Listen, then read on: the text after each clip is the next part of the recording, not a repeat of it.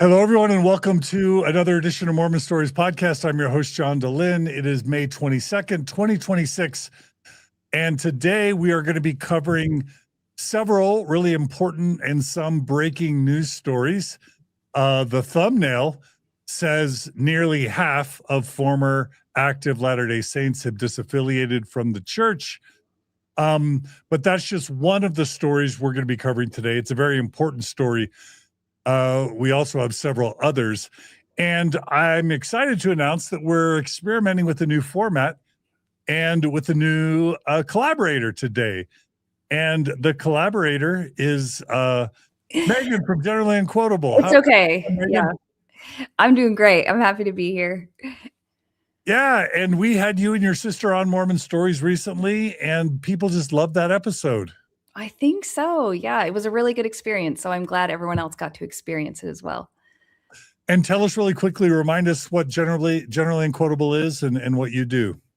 I do a news show. So I'm on YouTube and Spotify, Facebook, Instagram, TikTok, and 5 days a week, Monday through Friday, I do a 15 to 20 minute news segment, just keeping people updated on what's going on in Mormonism. Yeah, and I thought it'd be really fun to have, you know, if you're swimming in Mormon news all week, since I've been really busy with other things, I could use someone to help me get up to speed on Mormon news, and I figured our audience could benefit from your expertise as well. So what we're going to do today is we asked Meggan, not Megan, we asked Meggan to right? Yes. To distill some of the biggest news stories of the week, and we're going to talk about them. And we are doing this as a live stream, and so we welcome everyone who's joining us on the live stream. And so we've got a lot of stories to cover today. So why don't you give us an introduction of what the stories are that we're going to be hearing about, Meggan? Yeah, we're going to talk about the disaffiliation and decline that's going on in the church from Jeff Strong's book, Torn. We are also going to look at a lot of sexual abuse cases that are going on in the church right now.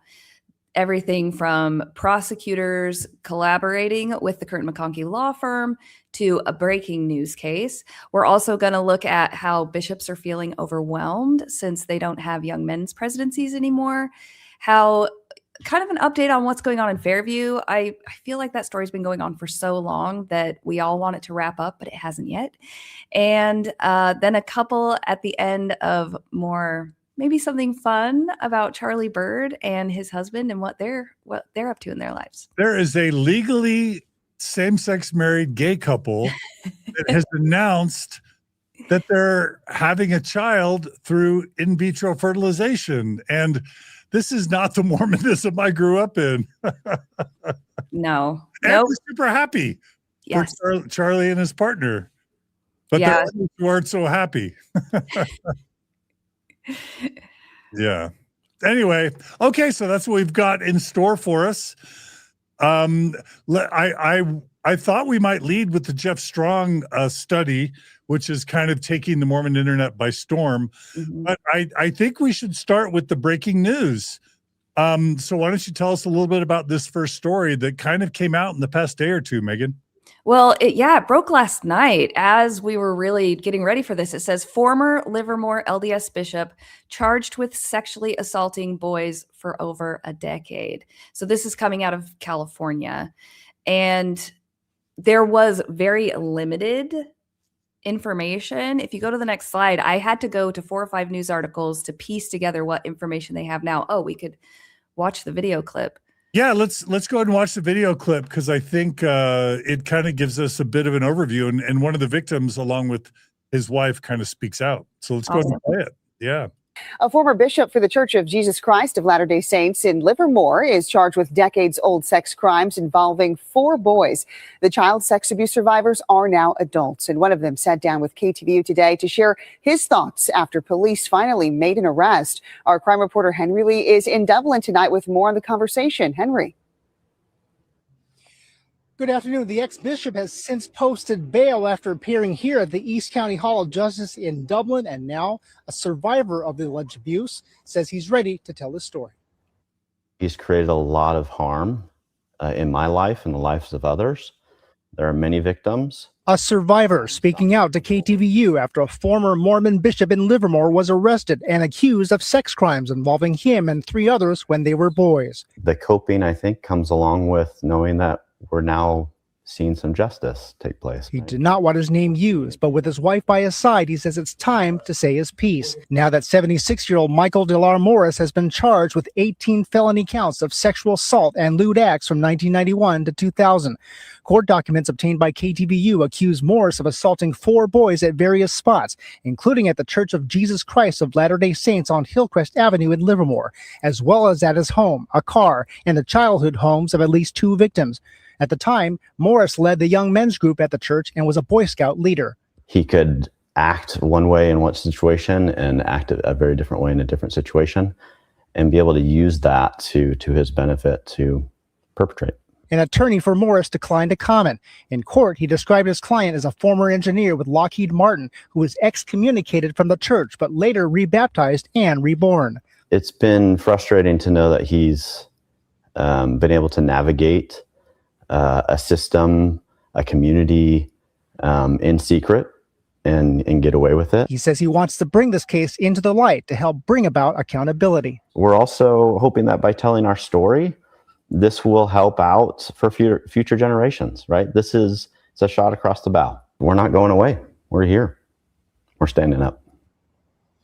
Now, reached out today to the Mormon Church, but have not heard back. If convicted of all 18 felony counts, the ex-bishop could face more than 14 years in prison, which, according to the DA, would amount to a life sentence. Live in Dublin, Henry Lee, KTVU, Fox 2 News. All right, Henry, thank you so much for that report. A former bishop for the Church of Jesus. What's interesting to you about this case in particular?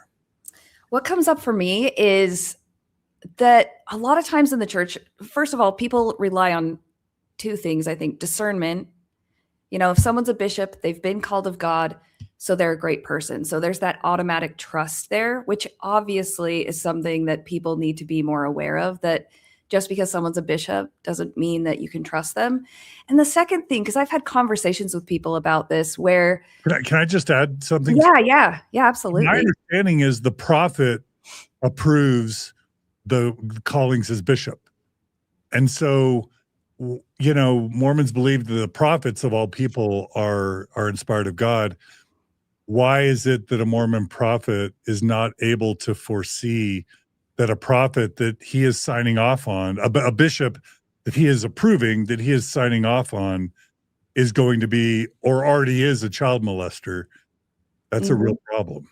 Okay, Yes. sorry. So, Well, no, and that's actually something that after I'd stopped going to church and was deconstructing, I posted a picture on my Facebook, and it was a grouping of news stories of men who'd been bishops who'd abused children.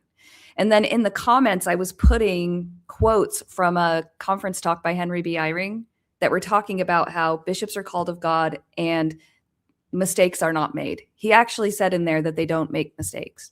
And I was trying to reconcile the two, because your question exactly, how does a bishop get approved by a prophet who's supposed to speak to God and then go on to abuse children? yeah. Okay, yeah. Any other things you think are interesting about this case in particular? Well, I mean, this case in particular, I am just glad that the victims are speaking out. I know it can take a long time, and people, you know, why didn't they say something back then? Well, it doesn't matter what their reasonings were back then. They were a child. They're coming out now, and I'm glad these things are coming to light. You've said it before, where the church is kind of maybe having its spotlight moment, and we're going to see that today. We're going to see a handful of cases. Yeah. Some of the things that come to mind for me, like we're going to be later in this show, we're going to be doing a study about how they got rid of the young men's presidents, and now bishops are in charge of the young men's programs. We all know that one of the problems that Sam Young, former Mormon Bishop Sam Young, expressed concern about was how bishops are allowed still in the Mormon church to sit alone with 11, 12, 13-year-old boys and girls and ask them about their sexual behaviors, ask them about their masturbatory behaviors, and that this has long been viewed as grooming behavior. In other words, making young children feel comfortable being alone with a grown man that isn't a parent. That's what Sam Young was speaking out about. And while we know of so many child abusers in the Mormon church that have never been excommunicated or even punished because it was all kept secret so that the church's image wouldn't be harmed, the church chooses to excommunicate whistleblowers like Sam Young and others who are trying to actually advocate for children. Natasha Helfer is someone else who tried to advocate for children and for victims, and she was excommunicated as well. So, and I think a lot of Mormons would think, oh, that, well, we're eliminating a risk by eliminating the young men's president because the bishops are more trustworthy. And I just don't think there's evidence for that. No, and you're going to see in that article later that they talk specifically about they eliminated the young men's presidencies so the bishops could have closer relationships with teenagers. Yeah. With this context, that language does feel, a little bit disturbing even. Yeah, the other just big part of this formula is that the church, we've covered this many times on Mormon Stories, the church works really hard to keep these things quiet so that members never know that they have an abuser among them. And so even if in the rare case an abuser gets excommunicated, so often they're readmitted, like with Wade Christofferson, the brother of Mormon First Presidency member D. Todd Christofferson. Even when in the rare case that an abuser is excommunicated, they're often quickly rebaptized. It looks like their records are often de-annotated if they were ever annotated to begin with. And the members are never told that they have an abuser among them. And oftentimes these abusers are allowed back into positions of power over vulnerable people. And then they repeat abuse. And the church just somehow wants to rely on the atonement to protect and forgive abusers and allow them to be put in positions to re-abuse. This not only hurts victims, but it makes members vulnerable to repeat abuses. And I just don't understand how the church doesn't see this as damaging ultimately to their own reputation to continue covering up for and rehabilitating abusers that we know can't be rehabilitated, and then just setting themselves up for more and more and more abuse cases. I just don't understand what they're thinking. Do you? No, not at all. Because if you cover it up the first time someone abuses, and then like Wade Christofferson, and actually the gentleman in this last video mentioned it too, how he was watching this guy be readmitted and flying under the radar, they have to understand that it's going to happen again. Statistically speaking, someone who abuses children never has one victim. Like, I just haven't seen that. And the statistics don't bear that out. And I don't understand, with all of the manpower, people power that they have in their upper echelons, how they don't see that. Yeah. I mean, you could say they just sincerely believe in the atonement. But you could also say they're trying to protect a scandal from harming the church's reputation or costing the church's money. But whatever the motive is, what the effect is that they're endangering the membership with this behavior. Yes, absolutely. Yeah. And something that I've talked to a couple of people about, when someone is put in as a leader in the church, say a bishop or a stake president, and they learn of someone abusing, that's not something that I think male leaders, bishops and stake presidents, have a really good grasp on before they agree to do that position. Does that make sense? So they're taking on this liability that they don't even understand, because they're focused likely on, I'm going to be guiding people through the atonement. What they're not foreseeing when they get into those positions is that I'm going to be dealing with people who have committed grievous crimes. Yeah. It's just another aspect of it that someone brought up, and I thought, wow, I've never even thought of that when a bishop he gets this calling and we all look up to them. We're like, oh, congratulations, you're the bishop now. Well, they're also taking on a huge liability of something that they're likely not trained to deal with. Yeah. All right. Well, it seems like every week there's another Mormon bishop or Mormon leader, caught up in an abuse scandal. And I do want to make a shout out to the Floodlit website and organization. They're just meticulously chronicling all these abuse cases. So check out Floodlit. Maybe Julia can put a link to Floodlit in our comments and in the show notes, because Floodlit deserves our support, because you can read up the details on all these cases on Floodlit. Mm-hmm. Yeah, they go through the background to pay for court records and they put it all out there. And I mentioned once, I do a show 5 days a week and I could report on one case from Floodlit every day for years and not get through all of them, just the ones that they have on Floodlit. Yeah, and if a case like this, let's really think about this. If a case like this is 20 or 30 years old, an apologist could go, "Oh, see, that's old." But no, what that tells us is the church can keep an abuse story secret for 30 years. So that doesn't mean that all is well in Zion now. It just shows us how good the church is at keeping today's abuse cases secret and private. Yep, absolutely. All right, Megan. So what's the next story we got? Well, let's see it. Let me put it up there. Sorry, somehow my somehow the That's okay, here we go. Here is the next story. Can you see it? Yes. So this is along the same lines. This says when Latter-day Saint bishops write letters for criminal defendants, some Utah County prosecutors alert the church's law firm. And so the background on this, I think that might be in the next slide, or were we going to watch that video? It stemmed from a case, that actually came out last October, where a professor at BYU wrote a letter defending a man who'd been accused of possessing child sex abuse material. And that guy was looking for bail. So a professor at BYU wrote a letter saying, he's a great guy. He pays his tithing. I always saw him at church. He treats his wife well.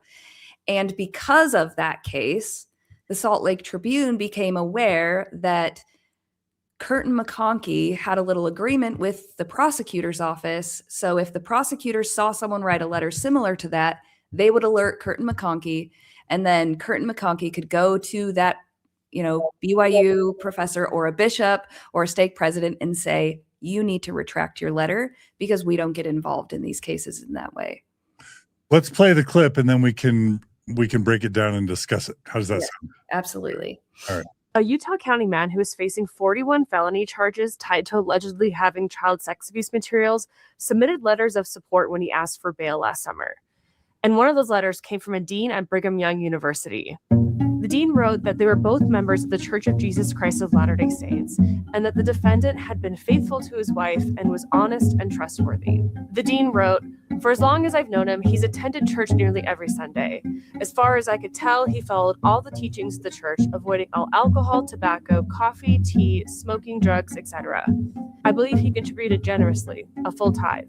During this man's bail hearing... Okay, I'm going to pause. So why is the dean of what does it mean that a dean of the church's most important and prestigious university, a dean is writing a letter on behalf of a child porn consumer / purveyor?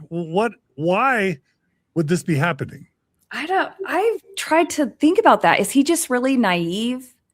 I mean, has he grown up in the church and he doesn't understand the implications of what this guy did? I know there's a tie because one of the dean's lab assistants, I believe it was the man's wife, the guy who was accused. His wife worked for the dean. So they had that connection. But that's another, I was going to say this in the last one, and that was my number 2 thing that I was going to say at the very beginning was people think that someone who abuses children will look like someone who abuses children. Almost like they'll come with this sign that says, I'm a child abuser, but they don't. That's why they get away with it, because they blend in, because they go to church, because they pay tithing, because they treat their wives well. So I don't understand how you get to the level of a dean at BYU without the knowledge that child sex abusers look like everybody else and they do a lot of the same things everybody else does. And that's why they get away with it. And that was my next question, is like, who gives a flying flip if this child abuser or child porn purveyor pays his tithing and doesn't drink alcohol and like attends his meetings every week? And but also, what is that? So there's a Utah County judge that's reading this statement. What do you think it does to the mind of a Utah County judge when the dean of the church's university is saying, hey, this is a good guy? What is the intent there, and how is that possibly influencing the judge? Right. Well, because the judge is likely Mormon. So then he's getting all of that cultural context, something that he's very familiar with, something that makes him feel safe, and something that he's been taught, likely from his childhood, to trust in. Yeah. So, what's the result of that going to be? that he's going to look at this guy differently. He's going to say, you know, maybe he just made a mistake. Maybe he's going to rely on the atonement. In the Mormon brain, I like to go back to that, you know, in my head. What would I have thought when I was an active Mormon if someone had abused or was looking at child sex abuse material, but then, but they're a really good guy? You know, how do you, there would be cognitive dissonance. How do you put those two together? And doesn't it mean the judge is going to give him a lighter sentence?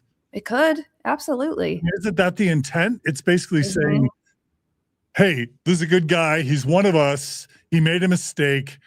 Give him a lighter sentence. And do we want pedophiles or potential pedophiles or purveyors of child pornography in Utah to have lighter sentences because they pay money to the church?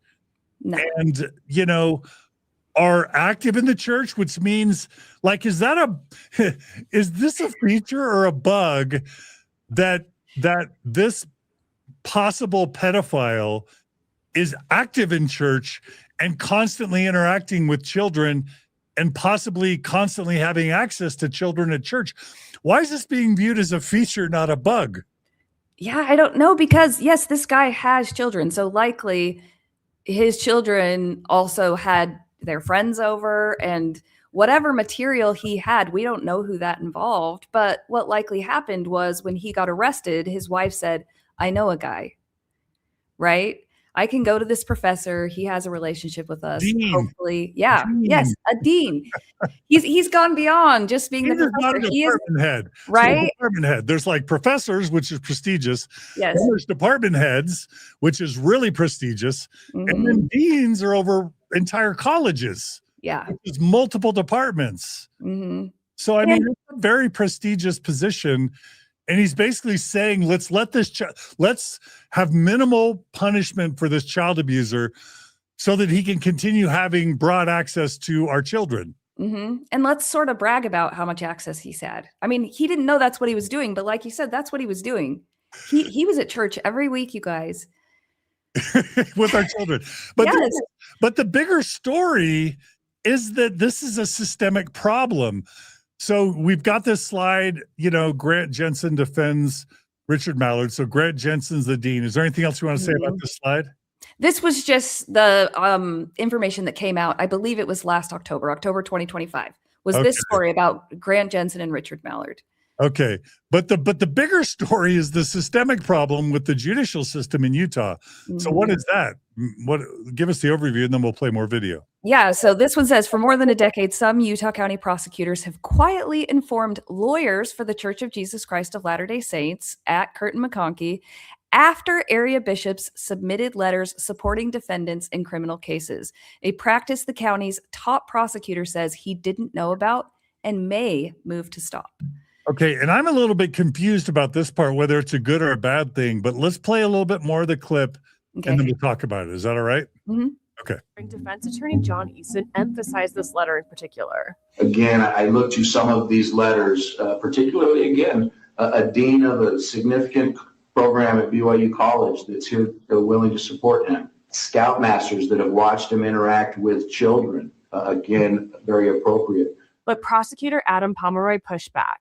With reference to these character letters, what I'm most struck by, Judge, is that not a single one shows any acknowledgement of what the actual allegations here are. And you're talking about deeply religious people, people involved in our community, people involved with youth. And there's no actual indication that they truly understand what the defendant is charged with here. Latter-day Saint bishops and church-connected leaders have written similar letters of support for defendants, even though the church says leaders shouldn't get involved in members' criminal cases. In another recent letter we found, a bishop wrote in support of a man who was convicted of sexually abusing his daughters. That church leader wrote, "I believe he's a good man at his core."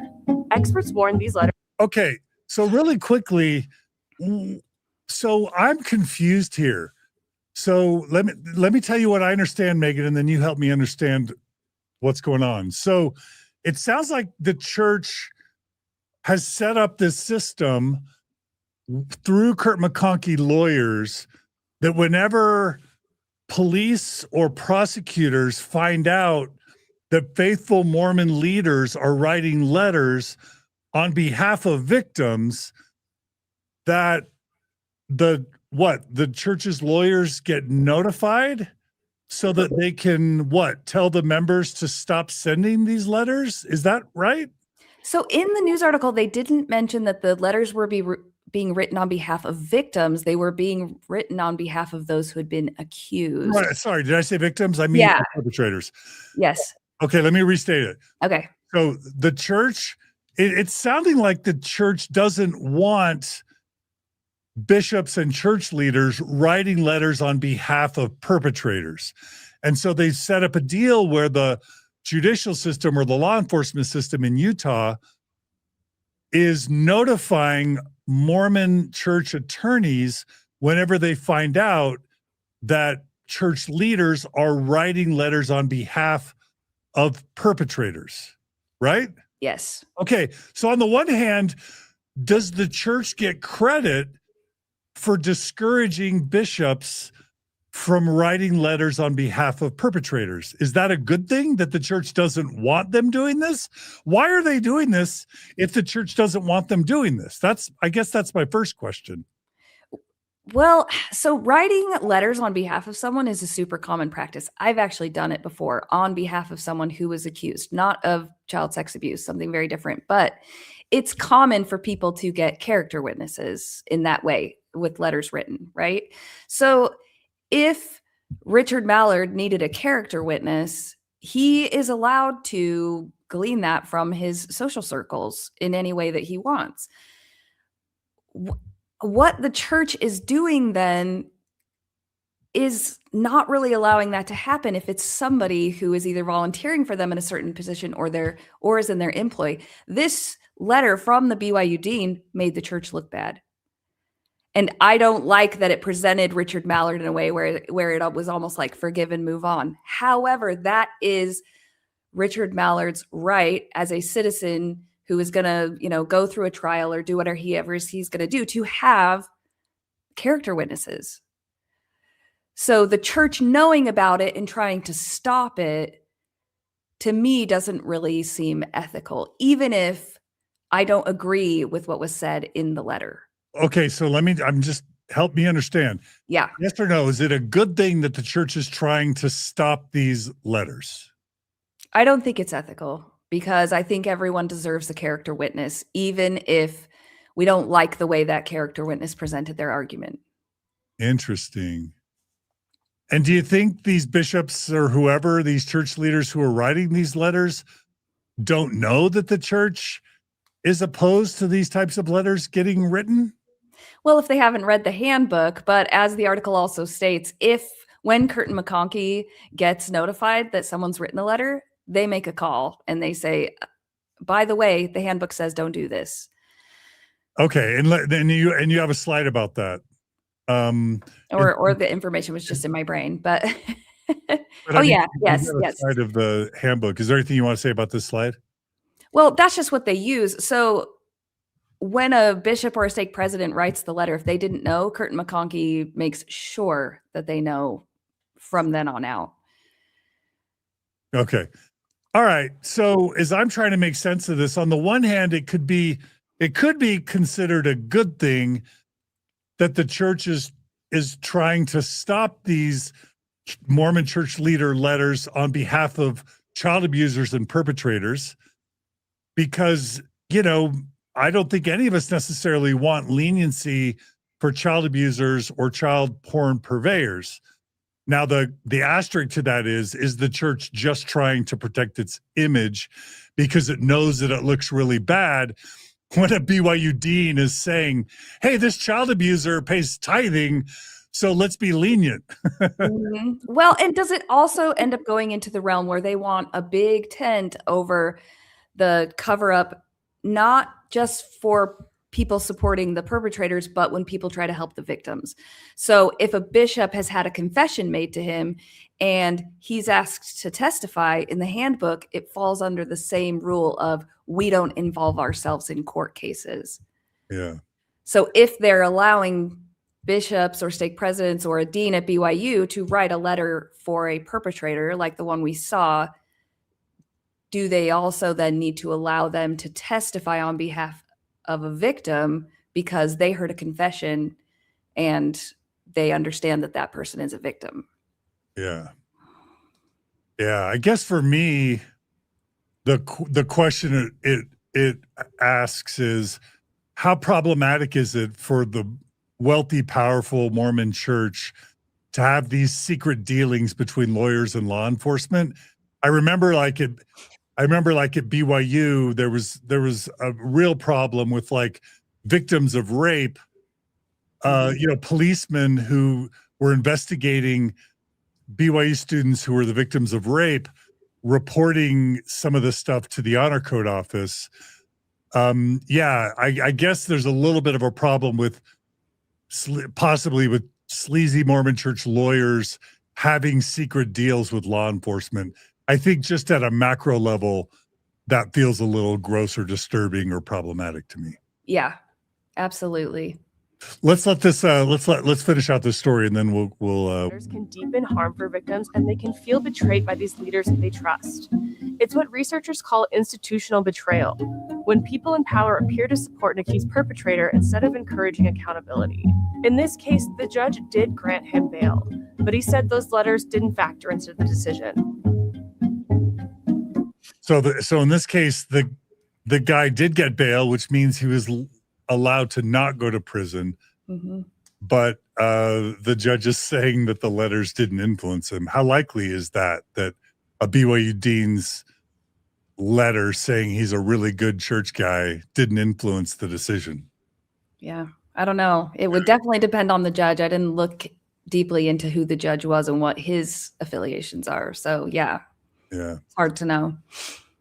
All right. Well, that's an interesting story, and I just thought it was worth sharing. So thanks for helping us out with that. And if that weren't enough, we have a third abuse-related story, and then we'll go on to the main story for today. So tell us about this story, Megan. Yeah, and this one, the Mormon Church battles insurers over sex abuse settlement coverage at the 10th Circuit. Okay. So this is a federal case, right?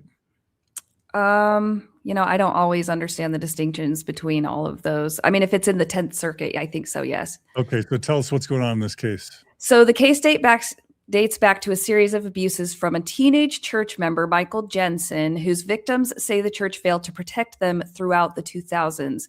Jensen was sentenced to 35 to 75 years in prison in 2013. This is the West Virginia case where the returned missionary was abusing kids before, after, and maybe even during the time he was a missionary. Mm-hmm. And the church covered it up and allowed that allowed him to keep abusing people. So keep going. Yeah, well, and I think some of the mothers tried to kind of commandeer a testimony meeting once upon a time. I don't know if you remember that. Yeah, this same case. Yeah. The church reached a settlement with the victims and their families in 2018.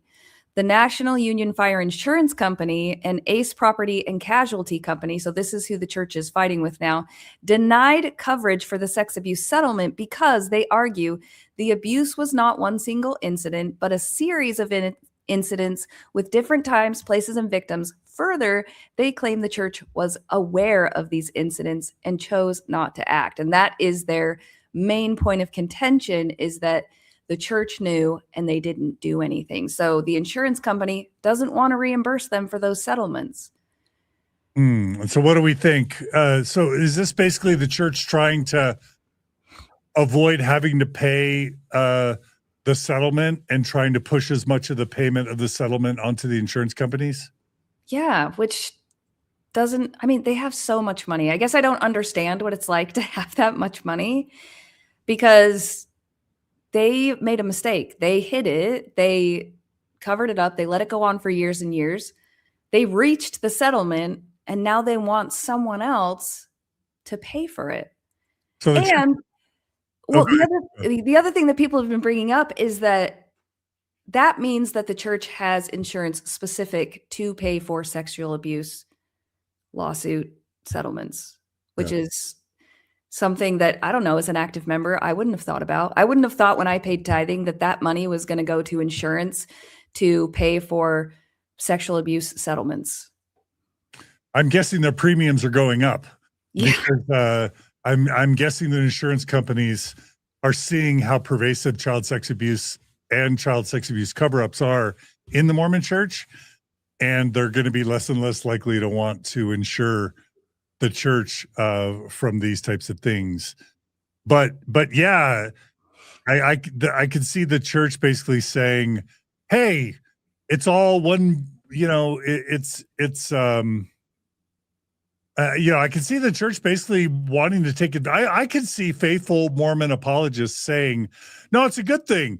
If the church can push these payments off on insurance companies, it saves tithing to be used for temples and for other missionary work and other things that the church should be using. So why shouldn't the church take advantage of insurance companies like anyone?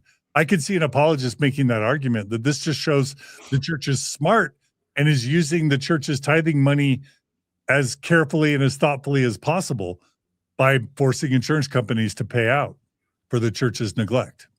Yeah. I know a lot of people were like, oh, this is the only time I've ever sided with an insurance company. Yeah. Well, anyway, that's fascinating. And thanks for bringing those stories to light.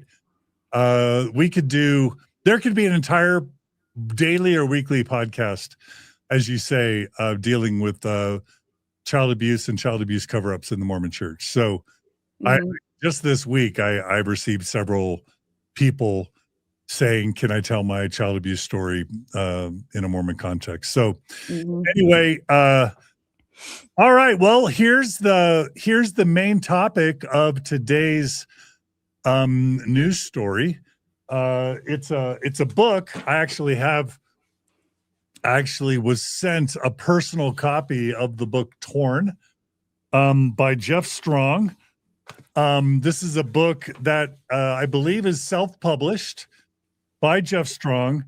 It's got a foreword by Steve Young, former, Hall of Fame San Francisco 49ers quarterback Steve Young.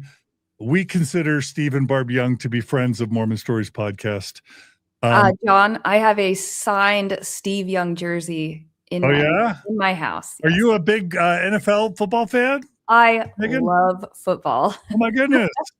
I love football. And my husband grew up in the San Francisco area. So huge 49ers fans over here. Yeah. Well, I think Steve Young's a great guy, and Barb Young is also great.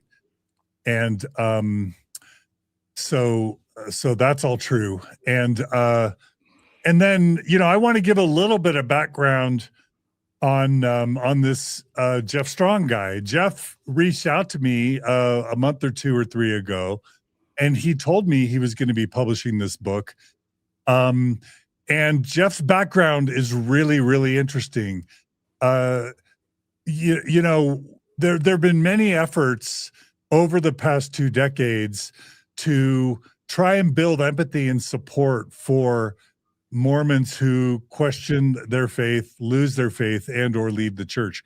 I started publishing, videos or episodes advocating for people who leave their church, 2 decades ago.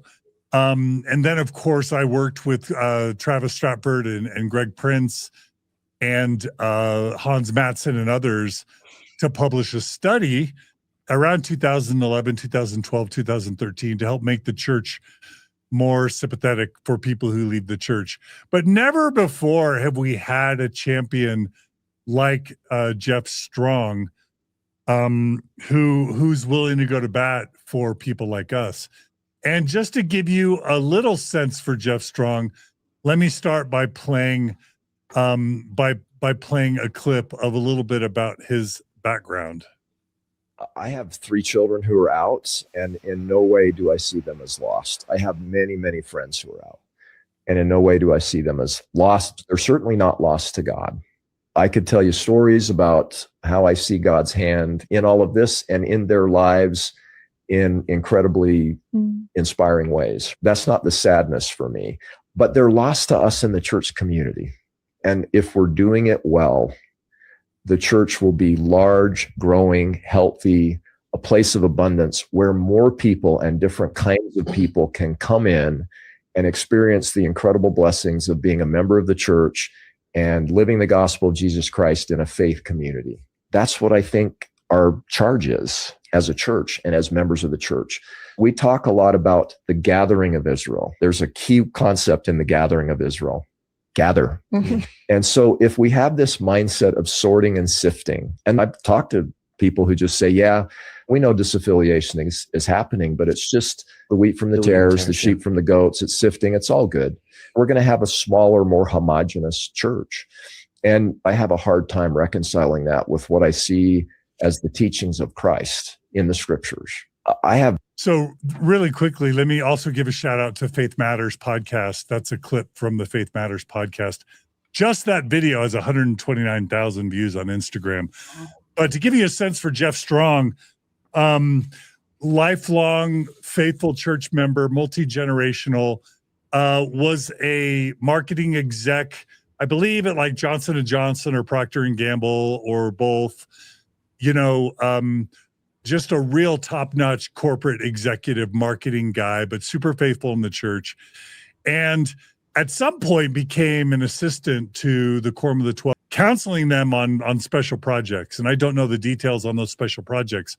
Say during that time, his own son, who I understand was sort of like, a top student, in the Heber Midway area as a high schooler, I think was a Utah track star, admitted to Stanford, then goes on a mission into the MTC and loses his faith while I believe he was in the MTC, and he comes home early and eventually leaves the church. And as I understand it, wasn't treated very well by his local warden stake because he didn't have a good excuse for leaving the church. And that led to his son disaffiliating from the church. And I guess a couple more of Jeff Strong's children have disaffiliated. Jeff ends up with his wife becoming mission presidents in Arkansas. And they served as mission president and wife in Arkansas for 3 years.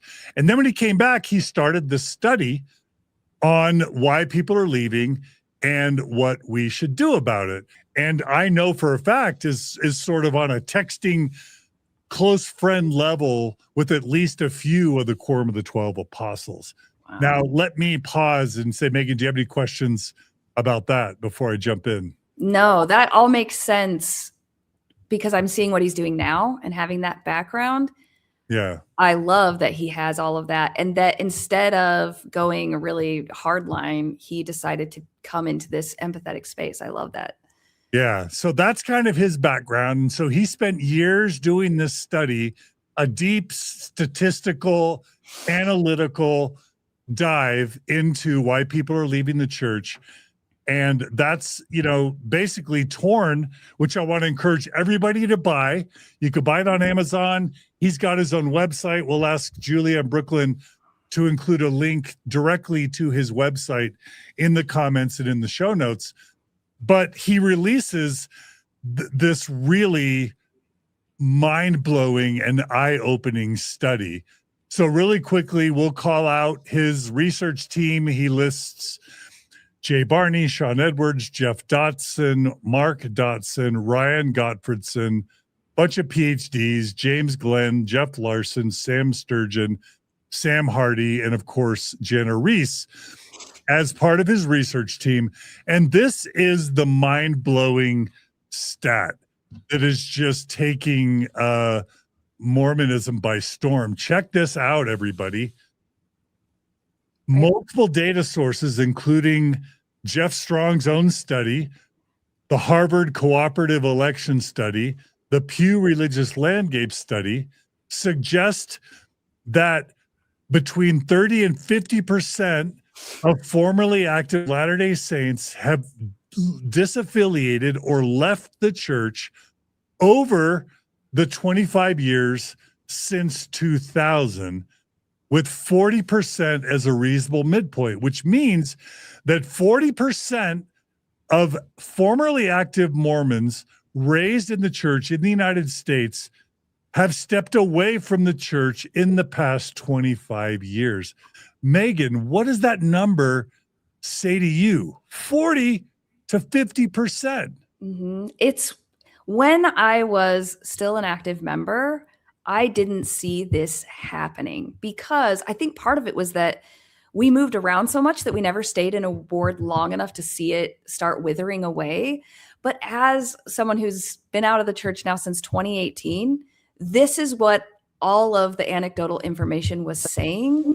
But when I would present it, I would get a lot of pushback from faithful Mormon podcasters who would say, well, those people just moved to a different state. So the ward in California might be shrinking, but it's growing in this other place. And now to see this in print form and have it validated in that way, it is what I've been seeing. There's a subreddit called the Mormon Shrink or something like that, where they just talk about, we sold 2 ward buildings this week and we consolidated 5 stakes into 3. Shrivel. It's called Mormon Shrivel. Yes, Mormon Shrivel. Yeah. Yes, that one.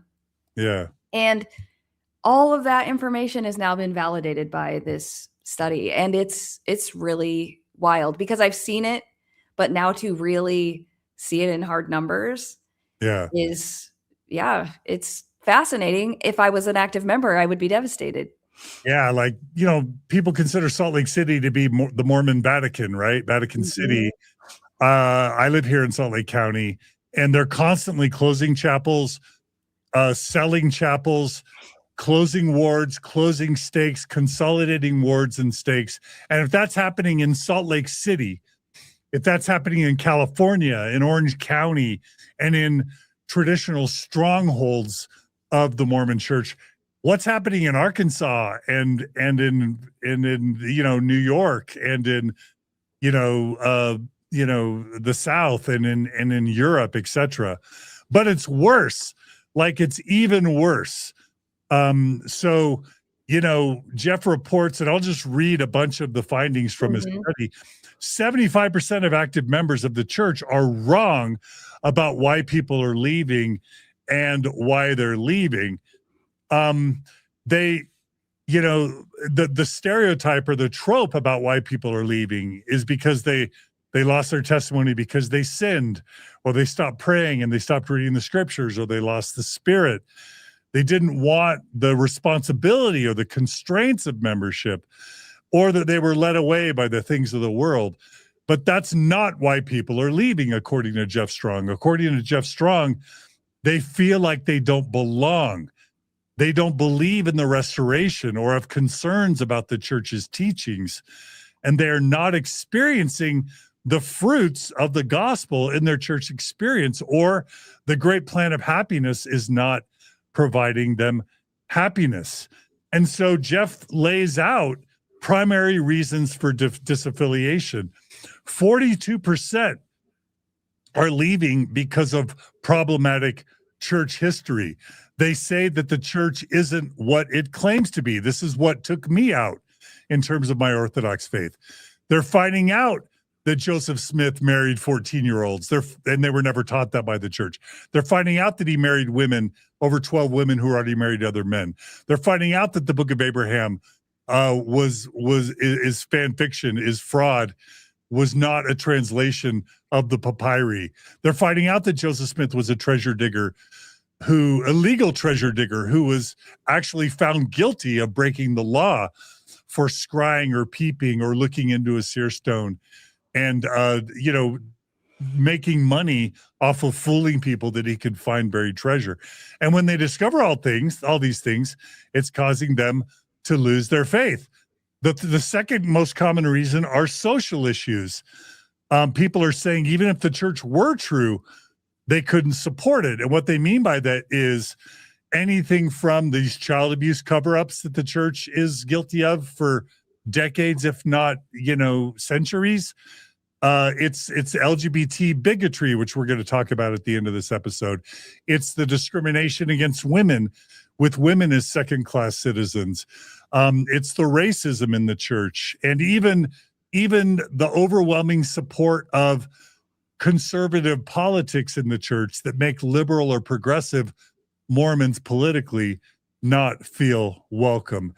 And then the third most common reason is just, again, feeling like the church isn't led by Christ and that it's not making them happy. And then finally, they're just like, why shouldn't I drink coffee? Why should I, serve in these callings when I feel like they're soul sucking? Anyway, any reactions to you, Meggan, for those primary reasons for disaffiliation? Well, what I was thinking when you're first talking about it is that not only are people leaving, but they're being misunderstood in their leaving. And I think that was one of Jeff's big motivators for writing the book in the first place, is that people are leaving. And if we can be more understanding of why they're leaving, because there's a huge disconnect. People who are sitting in the pew every week and listening to the prophets and going to general conference, they have all of these misconceptions about what it is that we're doing when we leave. And if people can start understanding that more, maybe there will be more space in the church for those people to stay, which is what I don't know exactly what Jeff's motivations are, but I would think after watching his own children get so distanced from the church that he would want there to be more space. And to do that, he's trying to educate people. He's trying to get more understanding. But it's not surprising. When I was an active member, I thought those same things. My brother left the church before I did. And, rumors flew around. Well, he must be gay. That's why he left the church. And he just wanted to sin. And the light is gone from his eyes. We've all said those things. And the church set such a specific standard for everything for so many years, the Bruce R. McConkie Church and the Ezra Taft Benson Church. And that same church doesn't work anymore, but the people who are the most devout are still living in that church. Absolutely. Let's share a couple more of these stats and then maybe play a clip or two more. So the news is even worse because the disaffiliation appears to be accelerating. So, he shows disaffiliation as sort of a baseline in 2000 to 2009. He sees it 3xing between the 2010 and the 2014 time period. This is sort of Prop 8. In my view, this is Prop 8. This is, the Mitt Romney campaign. This is the Gospel Topics essays. This is the Book of Mormon musical. This is the church fumbling. It's getting, as the internet sort of comes online, the Mormon internet and the ex-Mormon internet between 2005 and 2015, the church is kind of caught with its pants down. And so those are some of the reasons why 3X is. Also, by the way, I don't think it's any accident that in 2014, I received my excommunication letter. Kate Kelly received her excommunication letter. The church bungled the ordained women thing. The church bungled, again, Prop 8. Those were two things I was going to mention. I thought of in 2006, the Me Too movement came out with Tarana Burke. So that was in that early time frame, if we're looking at it from the maybe more feminist perspective. And yes, and then in 2013, ordained women. Those were two things where I was like, those are also in that timeline there. Yeah, but it's also the rise of the Mormon bloggernacle and the rise of Mormon podcasts. I do think that those were heavily influential between 2005 and 2015, which is why they excommunicated me and Kate Kelly by 2015. So anyway, all that is true. And then it's 6 X's between 2015 and 2019. And again, that's the aftermath of not just my excommunication and Kate Kelly's, but at the end of 2015, what I think is one of the most catastrophic things ever to happen in the Mormon Church, it's the exclusion policy, the November 2015 exclusion policy. But this is also the CES letters coming out by 2015, the gospel topics essays are coming out by 2015.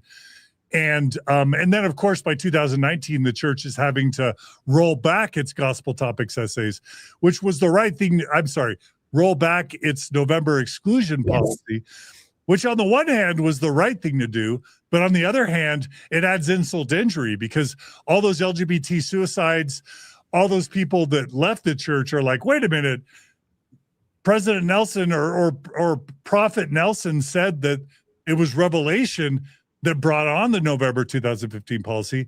And now you're going to just say, never mind and undo it and retract it. Right. So, it was the mind and will of the Lord. Those were his words. Yeah.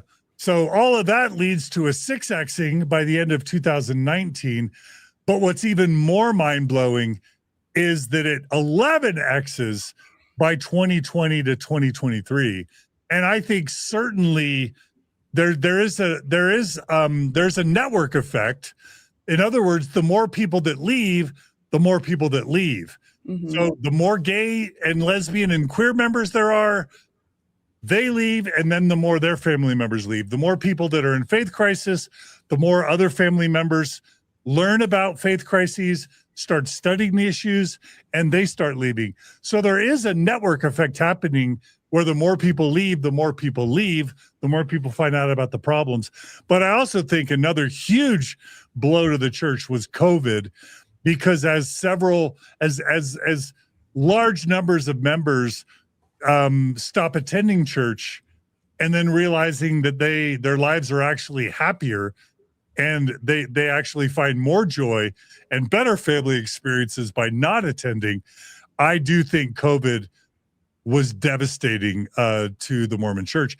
And then also I just say millennials and Gen Zers, younger people, are just coming home from their missions and leaving in droves. I think I've seen that statistic that 40% of returned missionaries in the United States are leaving the church within 6 months of coming home from their mission. What's your reaction to this acceleration of growth? I think you're right. I think when COVID happened, there were anyone who was maybe on the fence, that was their ticket out.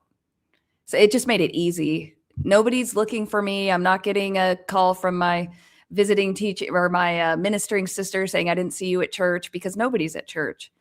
So, and then everyone had a lot of free time. So everybody went online even more than they were before. And it did accelerate that.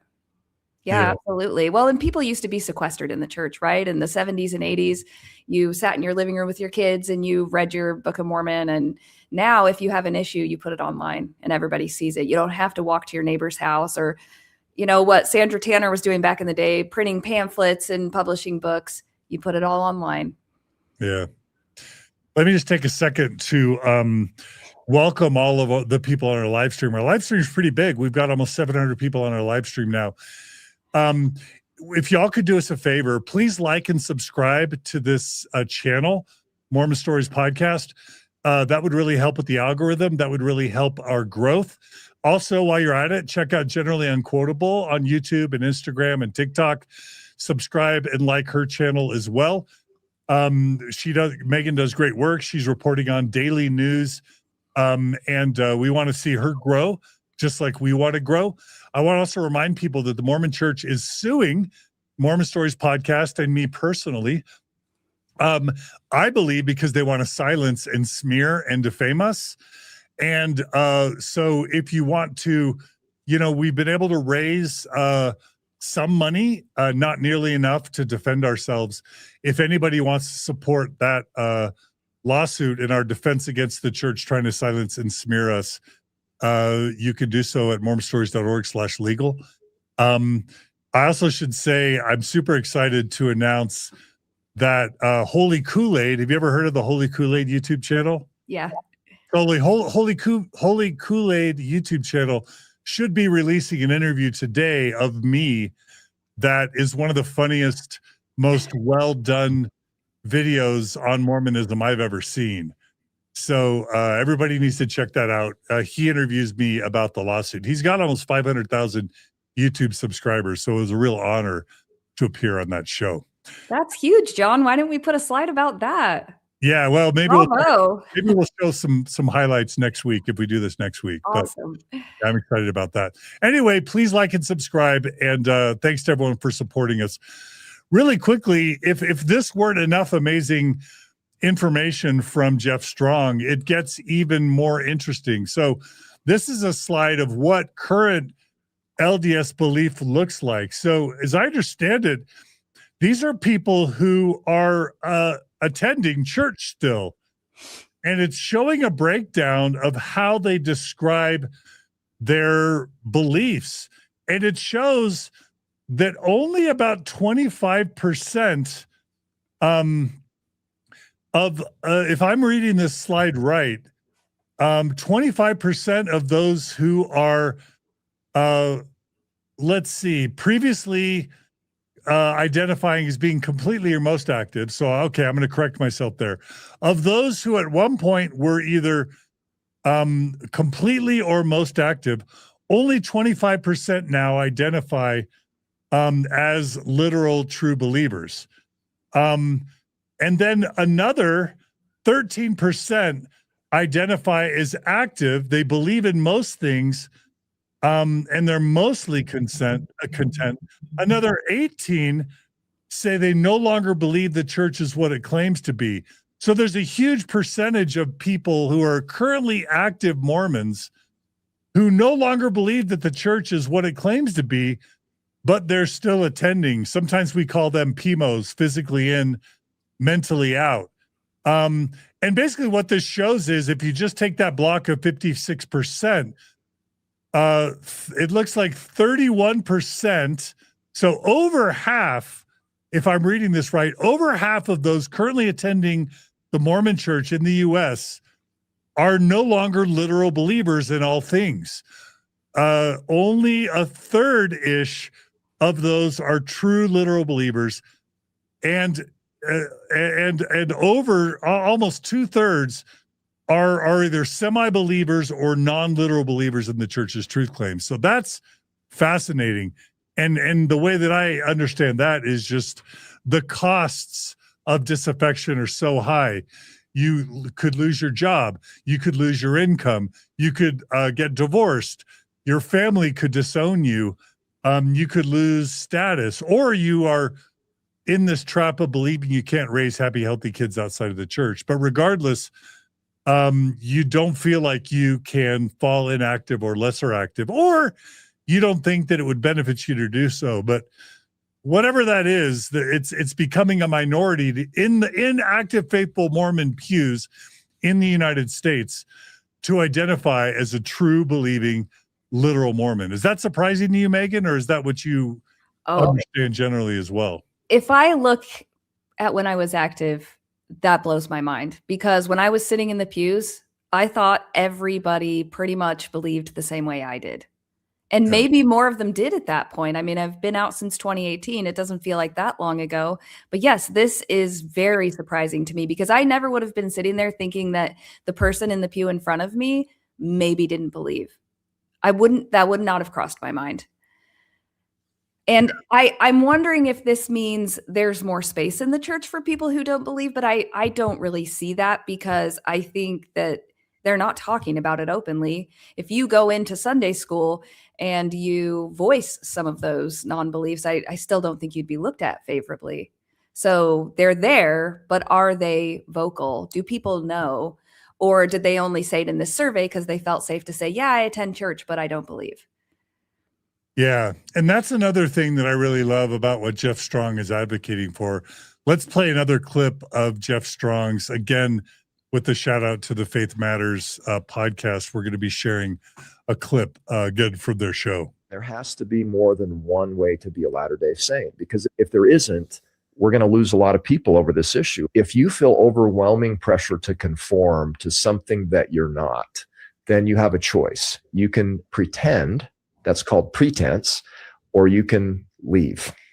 Maybe there's a third alternative. We could actually respect, value, embrace how people are different, including the way they come to belief and live their beliefs, without sacrificing the unity that we have in the church community. But unity around what? Unity around a love for God, being disciples of Jesus Christ, living the gospel of Jesus Christ with enthusiasm and deep commitment and all of those things, or unity around dress and grooming standards. Now look at me. I'm that guy. I wear a white shirt and tie to church. I cut my hair short. I can't grow a beard. So I get that. But when we start to mandate those as conditions of acceptability, we have a problem. There has to be more than one way to be a Latter-day Saint. Okay. So Meggan, like, I just can't, first of all, I just want to give a shout out again, Jeff Strong, buy this book. Don't just buy Torn for yourself. Buy it for your believing family and friends. Buy it for your bishop. Buy it for your stake president. Buy it for your young men's leader, your young women's leader. Buy it for the members of your stake high council, your Relief Society president, your young women's leaders, and share with them Jeff's interview on Faith Matters, because don't you want to scream a hallelujah to Jeff Strong for preaching this idea that there has to be more than one way to be a Mormon, and that if we're going to be an active Latter-day Saint, we should be gathering. Number one, we should be focusing less on the sifting, less on separating the wheat from the tares, less on celebrating those who leave as chaff, and that we should be more looking to gather, to be more inclusive, and to rally more around a belief in God, a shared belief in God, a shared belief in Jesus and the atonement, and less around grooming standards and behavioral guidelines. What do you think? How do you feel about the gospel that Jeff Strong is teaching? I love it. I love it. He is taking all of the good things that I actually appreciated and enjoyed when I was at church, the shared ritual, the connection, and leaving out all the stuff that doesn't matter, and really inviting people in this very loving, one of my main values is connection. And if that's what the church focused on, I would be a lot more likely to show up. But in my experience, that didn't happen because people were so busy trying to do this huge list of things that the brethren are still getting up over the pulpit in general conference and saying, that they didn't have time to form meaningful relationships with people. And Jeff, I mean, look at him. He does look so Mormon. Like he said, no beard, clean cut. Yeah. Man, he has a big heart. And that's the most important thing. That's the most important thing. If paying a certain amount of tithing or wearing a white shirt is getting in the way of love, that's a problem. And I think it's a problem because it's coming from the very top right now. But this grassroots movement, we know, I mean, you know, John, you push and the church does eventually pay attention because they have to. Mm-hmm. But they're not there yet. But someone like him in his position where he has his connections, I love that he is able to do this. And actually, I've seen him on a lot of very faithful podcasts, and I'm so glad. I give him all the praise because he is in that middle ground, and he just is exuding this love and empathy and connection. And we as people, our connection is bigger than what the church is trying to give us. Yeah. My big two questions around Torn. The first is Jeff going to get in trouble? And in other words, whenever somebody, it's kind of like the king who has no clothes. Whenever I've seen, I mean, it's hard to call Jeff a whistleblower because he's buddies with a few apostles, and he's a former mission president, and has been a special assistant counselor consultant to the 12 in the First Presidency.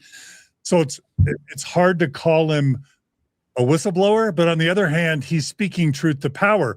Like, what he's saying is that the church is hemorrhaging.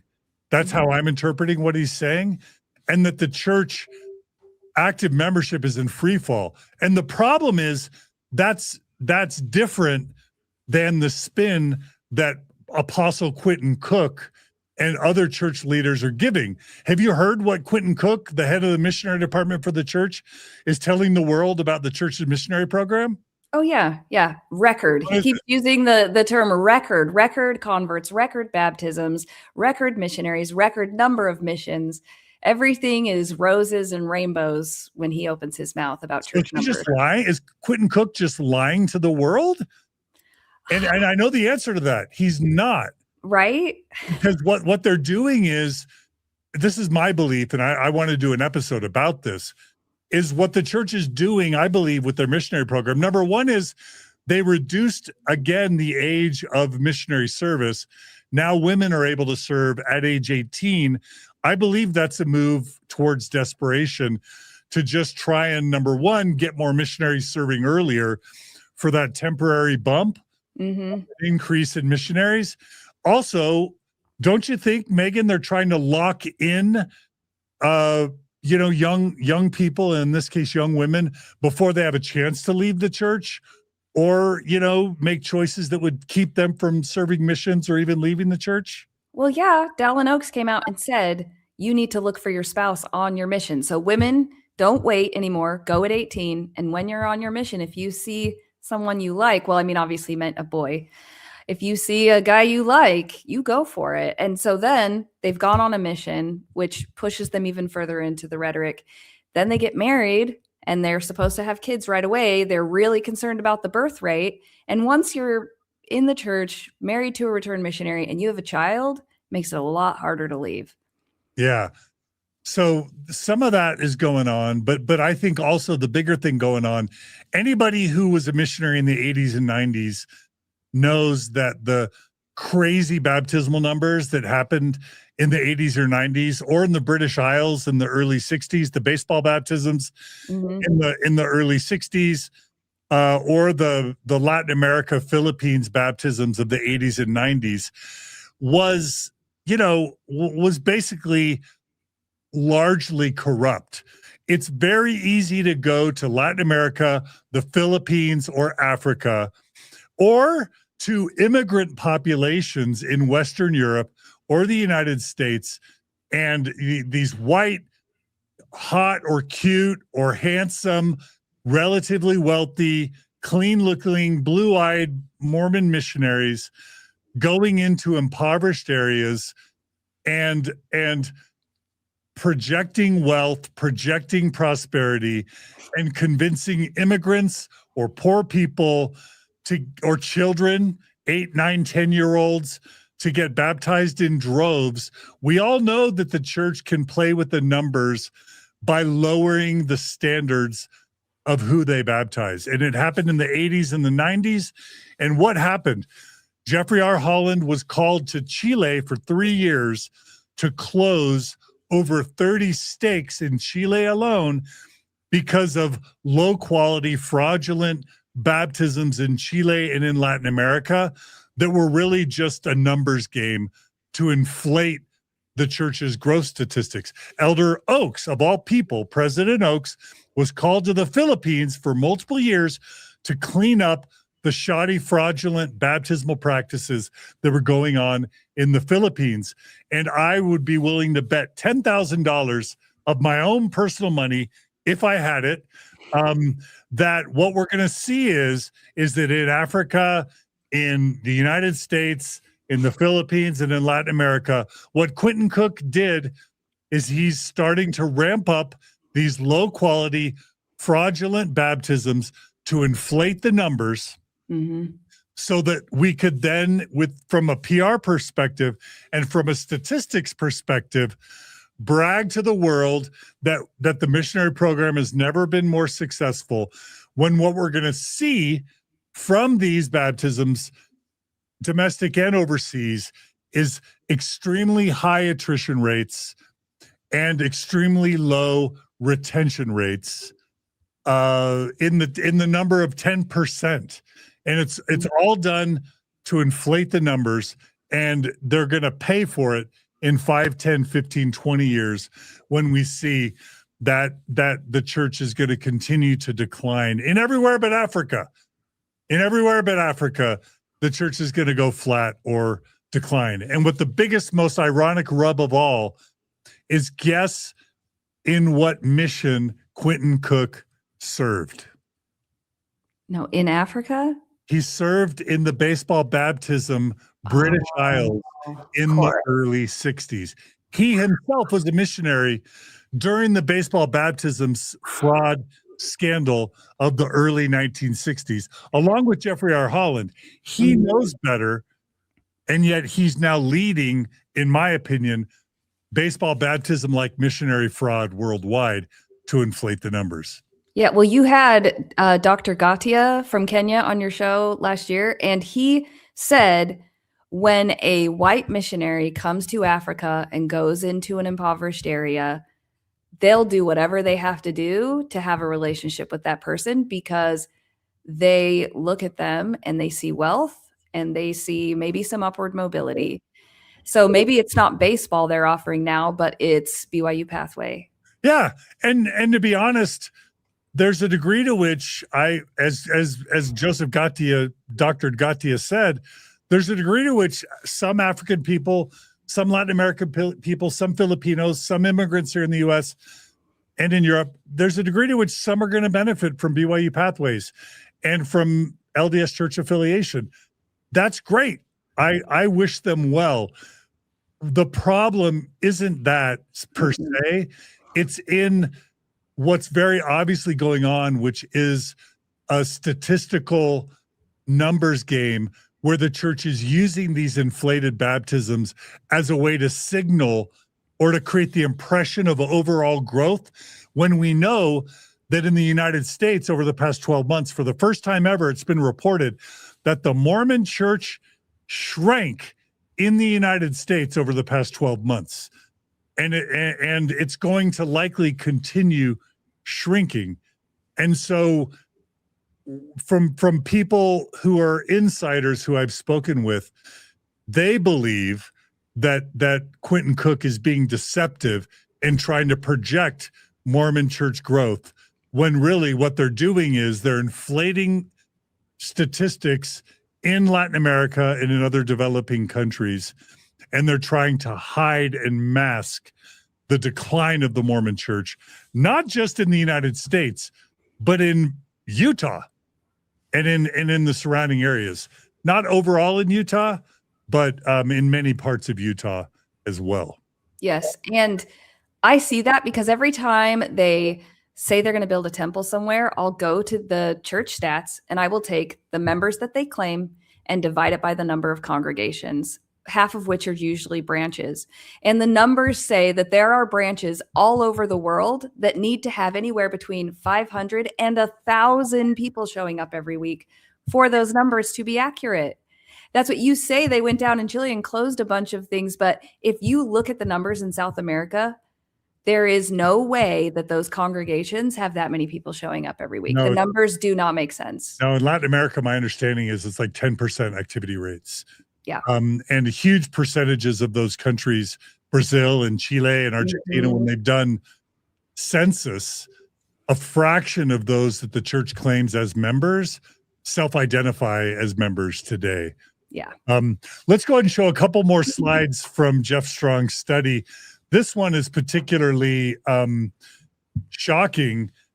What it shows is that since 2009, the percentage of U.S. citizens who claim membership in the church, the LDS church, has declined more than any other denomination or group. And so it's showing large religions, small religions, and non-religious, such as the rise of the nuns, the seculars, the atheists, and agnostics. They are all experiencing some form of overall decline. But look at that. The yellow line, the LDS, is experiencing the most severe decline. And again, this goes in the face of apologetics I've heard many Mormon apologists claim, which is that they're claiming that in the U.S., the church is losing people. They're basically saying, yeah, all religions are in decline, but the Mormon church is losing people at a slower rate than other religious traditions. And what this slide tells me is that those people are flat out deceiving or lying people. Maybe they don't know any better, but hopefully this puts them on notice. Any Mormon church leader or apologist that's claiming that the Mormon church is losing people at a lesser rate than other religious traditions, I think they're just wrong. Yeah, this doesn't bear that. They're deceiving people. Mm-hmm. Yeah, because the numbers don't show that. Yeah, so this shows, a percent change from 2009 to 2025, and what it shows is that in the United States, Hindus are growing, Muslims are growing, Orthodox Christians are growing, Buddhists are growing, atheists are growing, the nuns are growing, agnostics are growing. Interestingly, Jews are growing. Some other, nondescript general religions are growing. Pentecostals are growing. So all those churches are growing as a percentage of overall, affiliation in the United States. Who's shrinking? The Catholics are shrinking. Non-denominational Christians are shrinking. Baptists are, and this is in order of increased shrinkage. So the Catholics are shrinking the least, but non-denominational Christians are shrinking more. Baptists are shrinking even more. Presbyterians are shrinking even more. Other Protestants even more. Methodists even more than them. Lutherans even more than them. Episcopalians even more than them. And Meggan, who is shrinking the most of all religious or non-religious groups in the United States since 2009? Who? That giant yellow bar at the bottom next to it says Latter-day Saint. Why do you think Mormons are shrinking more than evangelical Christians, more than Protestants? Why is the church taking on the chin so hard? I have been thinking about this, but Catholic was also in there, but the LDS church is more. And there were so many reasons, but one of them that I hadn't really thought of before was that the Mormon church is so young, right? So a lot of other religions have been around for a long time and they've had a long time to deal with their messy histories. I feel like we've just started doing that because we're so young. We're just a little baby church. And so we are in the midst of all of this turmoil as Mormons culturally and as a church, where a lot of other religions have dealt with that and eased up. In the Jewish community, you can have a range of belief and have a Jewish community to be part of. And in Mormonism, we haven't gotten to that point yet. And so I know there are a lot of reasons, but that was one that I hadn't considered maybe until, just this week when I was looking at these slides. Yeah. Yeah, it's really shocking. And the king doesn't like to be told he has no clothes. No. And so again, I'm a little bit concerned for I don't think Jeff is concerned about his status in the church. And I think there's a lot of reason to believe that he's kind of untouchable. But in my experience, John. Oh, go ahead. Uchtdorf got demoted. That's right. I mean, Jeff's not Uchtdorf. Yeah. Well, that's what I'm saying is, in my experience, when you tell the king they have no clothes, when you tell the king that he has no clothes, you get punished. You either get silenced or marginalized or threatened or alienated or shut out. And so I'm hoping that doesn't happen to Jeff. Yeah, same, because he's doing a very good work. But history shows that that he's going to suffer some consequences for this. Really quickly, we've covered this in Mormon Stories before. Recent data is showing that even though historically women tend to be more religious than men, Jeff is also reporting that data show a sharper decline in retention among younger Latter-day Saint women than men. In other words, Latter-day Saint women in 2026 are more likely to disaffiliate than are men. Can you explain that, Meggan? You're a Latter-day Saint or a former Latter-day Saint woman. Yeah. Why do you think these younger women are less willing to stay in the church than younger men? Well, and this is something I mentioned before. In 2006 was the Me Too movement. In 2013 was ordained women. Women and young women, girls, females are coming to this point where they are finally ready to say something about this doesn't feel right. It's taken all of these years of progress to get to the point where women are finding their voice. And so they're not willing to sit back and watch a 12-year-old pass the sacrament when they don't have that ability because they can't have the priesthood. They're not, they can witness baptisms along with 8-year-olds. It just, the inequality is so blatant now, you can't unsee it anymore. And women, they don't want anything to do with it anymore. They don't want to be second class. They don't want to be second class anymore. Yeah, and this number has to be disturbing to the church that at age 18, retention is 60% for men, 40% for women.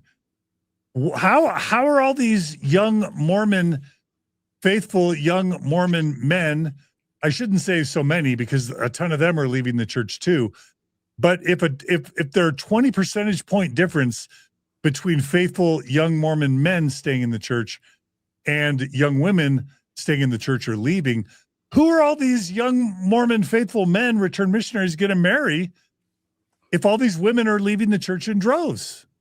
Yeah, that when I went to Rick's and BYUI, that was opposite, right? If you got a guy, you were the lucky one because there were twice as many females as males. And now with that change, yeah, the guys are starting to understand what that feels like. I don't want to say maybe it's their turn, but maybe it's their turn. But also the guys, the men at the top, right? They have to be struggling with this because women have provided invisible labor in the church since its inception. I mean, at first they had more power, but the church has been built on the power of men and the work of women. And now the women are saying, I want it to be even, or I'm not going to be here anymore. And the men are like, but we were comfortable. So yeah, it's a bit of a reckoning. And I think that it was coming. And if they don't deal with it, this is going to continue. Yeah. Absolutely, it's going to continue. All right. Yeah, it is just mind-blowing to me that, I mean, just in society in general, like, oh, this idea of Rosa Parks and sit at the back of the bus. Well, that's just outrageous. Or separate drinking fountains. How in the world could a high school have ever had a drinking fountains for blacks and drinking fountains for whites? That's outrageous. And yet in 2026, some religions like Catholicism and Mormonism still have a majority of their members, the women, as second-class citizens, unable to wield power, make the most influential decisions. The fact that in 2026, an entire gender is consigned to second-class citizen status, it really just blows the mind. It's a truly mind-blowing reality. And I don't know what humans are thinking sometimes. Yeah, I don't know. And in Mormonism, we have this wonderful doctrine, right? That there is a literal heavenly father, and he has a wife or wives, as Oaks slipped up in a little meeting recently and said, but we can't even acknowledge the heavenly mother. The men in the church get to identify with someone who they can see themselves in, and the women, it's too sacred to talk about. What it really is is leaving half of your members without the same type of role model. And society is catching on, right? We see commercials nowadays with people of color and women and people of every size. And the church, as always, is lagging so far behind. The very least they could do is let women have a role model in a heavenly mother, and they won't do that. Yeah. And you bring up a really good point, Meggan, because I think that has to do with polygamy. I think the church realizes that Joseph Smith believed in polygamy. All the prophets until today still believe in polygamy. Dallin H. Oaks is a celestial polygamist. Russell M. Nelson is a celestial polygamist. D&C scripture in the Doctrine and Covenants. The Mormon church is a polygamist church, full stop, which means that Heavenly Father has multiple wives in heaven. So there's multiple heavenly mothers. And that is why we have to continue as a church de-emphasizing Heavenly Mother, because it really is Heavenly Mothers, and that's embarrassing. But then the other thing is, I bet a huge chunk of these young women who are leaving the church are leaving the church not just because of the fact that they're prohibited from holding the priesthood and leading in the church. I think they're also learning about polygamy from CES Letter, from podcasts, from YouTube, from TikTok, from Instagram, and they're saying this church is a polygamous church, and I want nothing to do with the polygamous church. Don't you think that makes sense? Absolutely. Yeah. Yes, because it wasn't something I even considered as a kid. It was just a given, right? Oh, there was polygamy way back then. Yeah. And it was never discussed. I had no context for what it would actually mean in my life. As I got older, there were jokes. Oh, when I got married, my husband would say some signs, and it was supposed to be funny, like, oh, she'll be my second wife. But it wasn't something we actually wrestled with. It wasn't something that we pictured being part of our own lives. And now that's changed. It's changed. People can listen to the Year of Polygamy podcast, and they can, read through the books, Carolyn Pearson's book that has been written, and actually conceptualize what that would look like and think, yeah, no way, I'm not doing that.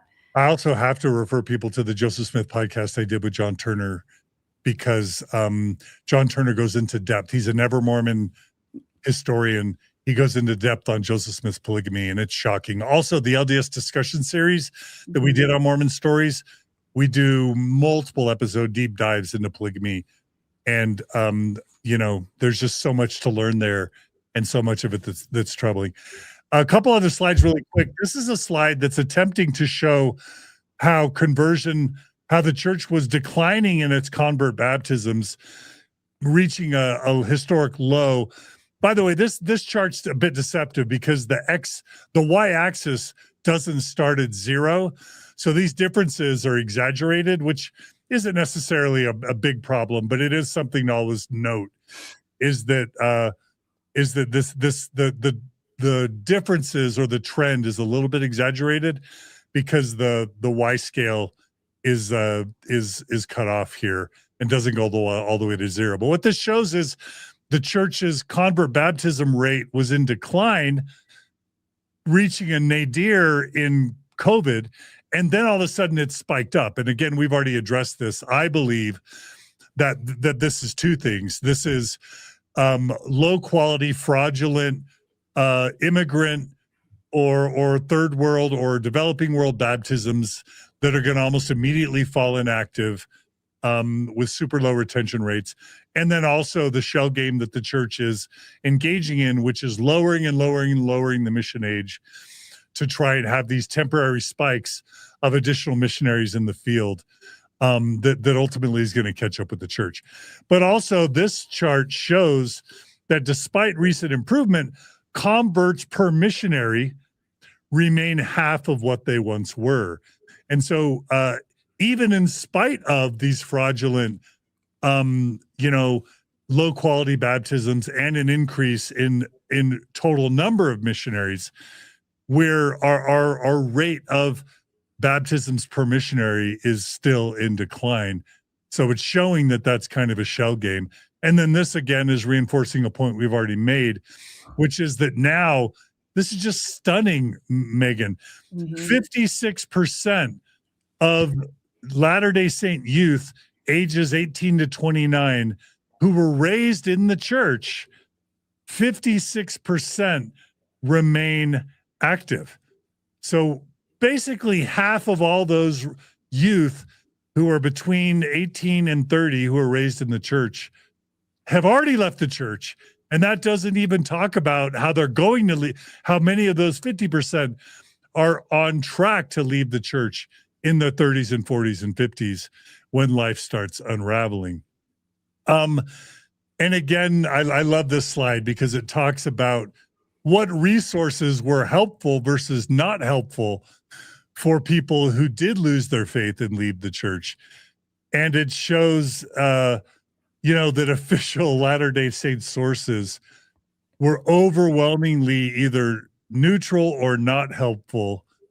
And that what was helpful, what was most helpful, were non-official LDS sources, non-LDS religious sources, and even social media or ex-Mormon sources of information were overwhelmingly, by factors of 2, 3, 4, 5, were more useful to people who were questioning or leaving the church.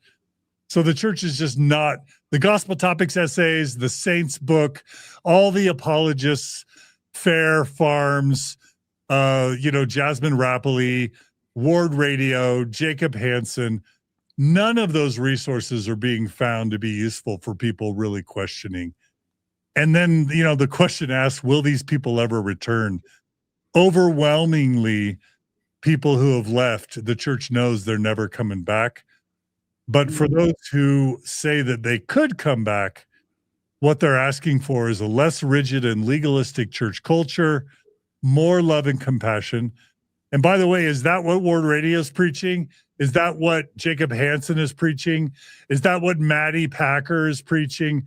So many of these prominent, or even Quick, with Greg Mattson, it's so bizarre that for those who are even showing a potential willingness to return, what they're asking for is a less rigid, less legalistic culture, more love and more compassion. And then you have YouTubers like Greg Mattson and Quick mocking Teddy Bear Jesus. You've got Maddy Packer, who we're going to show in a minute, mocking Charlie Bird or condemning Charlie Bird as a same-sex married Latter-day Saint couple, he and his partner, who want to have a child and stay faithful in the church. And, Mormon influencers becoming more and more legalistic. Mm-hmm. What are your thoughts on that tension between Jeff Strong calling for a less legalistic, less strict, more loving, more accepting culture, and how the Mormon church seems to be funding and supporting influencers that are calling for the exact opposite? Right. Well, you've talked about this before, where they're stuck in this place where if they become more compassionate, people like Greg Mattson don't like it. He had this whole podcast he did about a shadow faith in the LDS, which what he was referencing is active, faithful LDS people who honestly believe that someday there will be same-sex marriage in the temple. And he was calling this like an uprising, like a Trojan horse almost, that it's sneaking up on us. And so if you have more people like Jeff Strong, which I think would be amazing, then the people who are the most devout, the ones who have followed all the rules, the me from 10 years ago, are like, well, why am I working so hard if I could just sit back and love everyone and I didn't have to do all of these things? But that's really what the church needs. But if the church does that, if every time they lean a little bit less rigid and a little bit less conservative, they get kickback from all of the people who have followed the doctrine to a T, all of the ones who still remember what Kimball and Benson and Hinckley said, and all of those people get in an uproar when things get loosened even just a little bit. So do they want to lose that really faithful contingent to please the other side? that's the struggle that they're stuck in. And I wouldn't want to make those choices. I would just want to be Jeff Strong going around saying, can we just be more loving? Yeah. I'll just end this segment, but with at least one or two other really interesting slides. But the one slide that I do want to show is that most respondents believe that literal belief is more valued than character in the church. In other words, the question is high character, so being a moral, ethical person, more valued than being a literal believer. And my understanding is that 53% of faithful or attending Latter-day Saints believe that literal belief is more important than being someone of high character. And ironically, that seems relevant to that first story that we covered today on Mormon Stories podcast. We've got bishops and stake presidents and deans of BYU Law School saying, hey, don't worry about the fact that this child abuser or child porn connoisseur, broke the law and, is into child porn. He attends church, he attends his meetings, he serves in his calling, he pays his tithing. That just shows how much Mormons value faithfulness over anything else, and even over character. Am I misunderstanding that slide, Meggan? No, I don't think so, because we've seen this in the excommunications, yours, Bill Reel, Nemo. When Landon, one of the most recent ones, when people are excommunicated, it's not because their character they've had a slip in their character from what we've seen in these high profile ex-Mormon excommunications. It's they're leaving because they're following their integrity out of the church. And they're no longer willing to say, I think the brethren are doing everything right. They want to tell the truth. So it's this high level of character that's pulling people out of the church. And the church doesn't value that because what they want is correlation. They want obedience. So I think that graph is showing that again in a number situation where that's the feeling we've been having, and now we can see it in the numbers. Okay. I'm getting real-time feedback from Jeff. So I'll just give a general disclaimer that it's likely that I have misstated or that there's nuance to some of these findings that I'm sharing. I wanted to have Jeff on immediately. He doesn't feel ready to come on Mormon Stories yet. So that's why I'm having to interpret these data instead of him. I'm looking forward to him, and Jeff, if you want to change and decide to come on earlier, I'd love to have you on sooner to clarify my misstatements. He's also urging me to say that this slide that we discussed of 3x and then 6x and then XX, 11x disaffiliation, he's saying that the data has to be very cautiously interpreted because there could be a response bias that overstates the numbers. So I'll just also clarify what Jeff is saying is that don't take these numbers as gospel. They're suggesting possible findings or possible trends that may be overstated that could have other explanations. And again, we will just warmly welcome Jeff to come on Mormon Stories to clarify or correct anything that we've said wrong, because we really want to do that. Anyway, Jeff may have a couple other corrections before the end of this episode, but I think we've covered enough of Torn for today. Please buy the book. Buy it for bishops, buy it for Relief Society presidents, buy it for general authorities, area authorities, buy it for your faithful parents, your faithful siblings, your ward members. Buy it for everyone. Tell them that a returned mission president, special projects leader for at least one, if not multiple members of the Quorum of the 12, has published this book. Share with him this or other episodes. Share with him the Faith Matters episode. Share with him the Ward Radio episode. Share with him any of the Faithful episodes. We don't care. The more Jeff Strong, the better. More cowbell, more Jeff Strong, more Torn. Buy it for everyone. Share it with everyone. Let's make this book an international Mormon bestseller. Agreed, Meggan? Absolutely. Yes. All right. So we've got a couple kind of stories to close on. Maybe we can cover them relatively quickly. What's the first one, Meggan?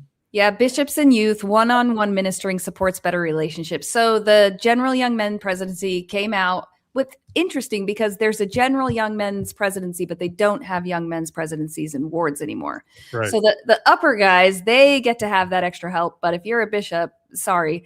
So anyway, the General Young Men's Presidency came out with a video because bishops are struggling. Young men presidencies were done away with. And all of that responsibility was put on the bishop to foster these relationships with the youth and basically run the entire young men's program with him and his counselors. Mostly him, though. They really were focusing on the bishop. And so what bishops started doing was getting around that by calling advisors to be in the young men's. So they technically didn't have a young men's president, but they knew they couldn't do it all. So they put in these advisors, and a lot of complaints went up to the church. And so you can go to that next slide, John, and then I think I put one of the complaints there that went up because this wasn't just affecting the men. This is from a young women president. She said, "I'm just curious if anyone else feels the struggle of not having a young men's presidency. The bishopric is just so busy and have good intentions, but balls constantly get dropped when it comes to giving time to the young women, communication, activity planning, etc. We have had young men advisors, but they're literally warm bodies. How is this working for your wards? I feel like this was such a misstep by the church to do away with the young men presidency." So when the young men presidencies went away, it was a fiasco. And now the General Young Men Presidency has heard all of these complaints and they're coming out trying to fix the problem. And so what they did was said, you can call advisors, which is what the church has already been doing kind of on the side. And I don't think it's going to fix the problem. Can I just say one thing that I'm starting to notice, whether it's the Mormon church suing me for usage of the word Mormon in my title, or whether it's, this sort of apparently, backstepping a little bit or showing concern with Nelson, the late President Nelson's decision to get rid of the ward young men's presidents and have the bishops take that on. Do you ever get the sense that President Oaks and his administration are kind of uncomfortable with some of the changes that President Nelson made, and that we're going to see the church slowly walk back some of those changes that Nelson made in a way that tries to not undermine prophetic authority, to not claim that Nelson got things wrong, to not admit that Nelson probably made some pretty big mistakes, but to still try to correct the damage that maybe Nelson did a little bit. Yeah, I don't think it's going to be the Nelson Hinckley war where it's so open and we're seeing it happening, but I do see a lot of that. Even when Oaks, at the very first conference, Russell Nelson had only been gone just a very short amount of time, and Oaks says, we're not going to be announcing temples in conference anymore. And he tries to make it kind of lighthearted, but I do think that he thought that was a pretty big mistake to get up in every conference and announce 15 temples or 20 temples. And he'd seen it play out in the news with what's going on in Fairview and all those different things. And he absolutely has his own ideas about how things should be run. And he's being a little bit gentler about it maybe than Nelson was when it came to Hinckley and the word Mormon. But yeah, I think he's trying to rein it in a little bit. Yeah, we'll call it the great undoing. I mean, the weird thing is that it was Oaks and Nelson, even though it happened under Thomas S. Monson, Mm-hmm. the November 2015 policy and its reversal, they both happened under Nelson and Oaks. And so these guys have to be careful because they're messing with the church's, they're messing with the church's history. They're messing with the church's traditions. They're messing with the church's longstanding policies. And they're getting a lot wrong, and they're causing a lot of damage. You could argue that Oaks and Nelson's November 2015 policy, along with its reversal, are two of the most damaging things that have ever happened in the church in the past 100 years in terms of driving people away. And it's so weird that apologists like to blame me or you or Alyssa Grunfeld or Radio Free Mormon or Julie Hanks or whoever for causing people to leave the church. I can guarantee Russell and Nelson and Down H. Oaks have caused more people to leave the church than me or you or Alyssa Grunfeld, just with the November 2015 policy and its reversal alone. And Yes. that's the irony here. Yes, because people don't come to us first. They come to us when the policy comes out and they're struggling. I mean, that's what I've seen. When people come to my channel and they're still all in, they make insensitive comments. They don't stay there and get enticed out. They come to me when they're willing and more open to listen to something that's not church correlated. And it's because the church has done something that has caused them enough cognitive dissonance that they're willing to listen. I'm not the first place they come. Yeah, no, absolutely not. They come to us after, by like 90% or more, they come to us after they've already lost their faith. Yes. That's been my experience. Mm-hmm. Okay. So we've got a couple stories left. The next one is another example of fraud happening in Utah and across the country. Tell us about this story. Yeah, Utah is the capital of affinity fraud. So this one says Utah jury convicts business owners of fraud after victims were scammed more than $30 million.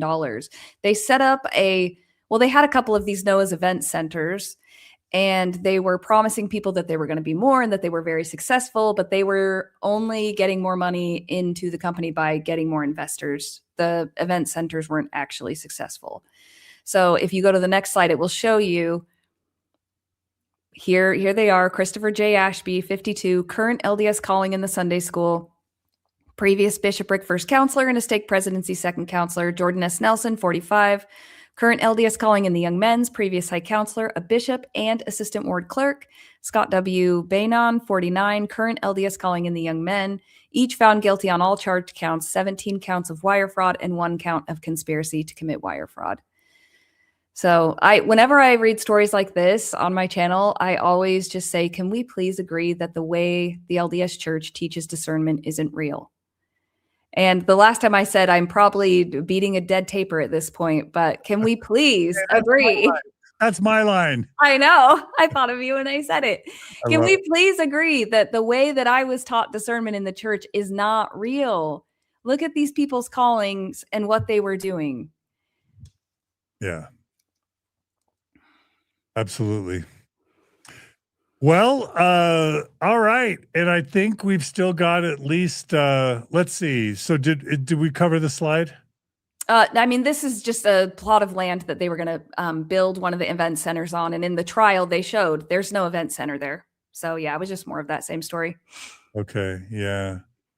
Yeah. We really are, from what I understand, one of the fraud capitals of the country. And part of it is because we have, close knit networks, and we just have a history of that sort of thing. But I also think it's because historically the church teaches skepticism to evidence and skepticism to truth, and an affinity towards magical thinking and even conspiracy thinking. And I just think if you teach members to value evidence and to be opening to questioning and doubt and skepticism, they're going to be less vulnerable to fraud. But if you have a founder who was legally incarcerated for fraud, and then you continually teach members to be skeptical of those who doubt or question, and that science is in and of itself problematic, then I think you foster a culture that doesn't do due diligence, that doesn't value due diligence, and that doesn't ask questions, and that just believes and trusts their leaders and their influencers. So I think the church bears a lot of cultural responsibility for what's going on here. Absolutely, because the Elders Quorum president talked to them about this event center, and then the person got a good feeling. So they invested, and there went their money. Yeah. What's going on in Fairview, Texas? Oh, man. This is the longest story because it's been going on for so long. So the church went in to Fairview, which is a small town. I think it's about 6 hours north of me. And they wanted to build a 174-foot temple. And the town said, we're a small town. There's nothing in this town minus the water tower that is that height. And it goes against the city code for that plot of land. And eventually the church came back and said, well, because of the Religious Land Use and Institutionalized Persons Act, we can sue you if you don't allow us to build the temple the way that we want. And the town mediated at that point, conceded to a 120-foot tower. But now the mayor, who was not mayor when all of that was happening, he's the new mayor, John Hubbard, he's wrote a letter to the top church leaders saying, this has created so much animosity in this town. Can you please just lower the steeple a little bit? Because relationships of the people in this town are more important than the building. And I doubt he will get a response. And I don't think the church will change it. But I think that if they were doing what Jesus would do, that they would look at the people in that town and do whatever they had to do to heal those relationships. So at this point, it just kind of breaks my heart. Yeah. Yeah, especially as a fellow Texan. I'm also a Texan. So yeah, it's a little bit sad to see Texans feeling disrespected. So all right, well, the final story is kind of one, I don't know, is it a cause for celebration or is it a cause for concern? Well, I mean, from my point of view, I think this is fantastic. I am so okay, the other day I made a video where I told everyone I was going to be a grandma because one of my plants is having a little baby, right? And everyone was like, wait, I thought you were going to be an actual grandma.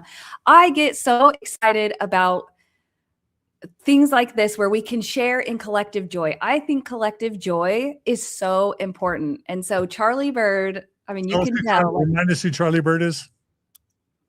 Oh, Charlie Bird was Cosmo, the mascot at BYU, and was phenomenal. Did backflips I've been in costumes like that before, and I tell you what, they are not easy to move around in. So anyway, he became really well known because of that. And he is a gay Latter-day Saint. He's faithful. He attends church with his husband.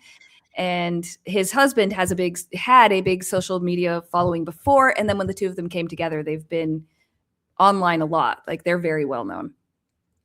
Yeah. Yeah. And of course, we've covered this multiple times in the past, but number one, the church has a long history of excommunicating gay members, decades and decades and decades, and demonizing, same-sex love as perverse and like bestiality and evil.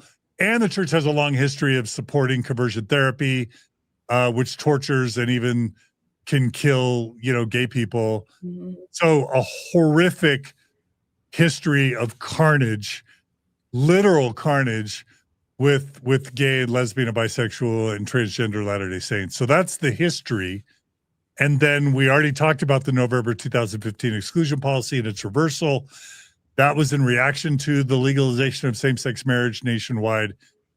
But weirdly, even though today the church in some places of the United States is still excommunicating gay Mormons for being same-sex married, certain same-sex married Mormons are not only not being excommunicated, they're being allowed to participate as faithful ward members in good standing. And this includes Charlie Bird and his husband, who have been legally same-sex married, and as far as we know, are active and serving in their wards. So that's the history, which we applaud.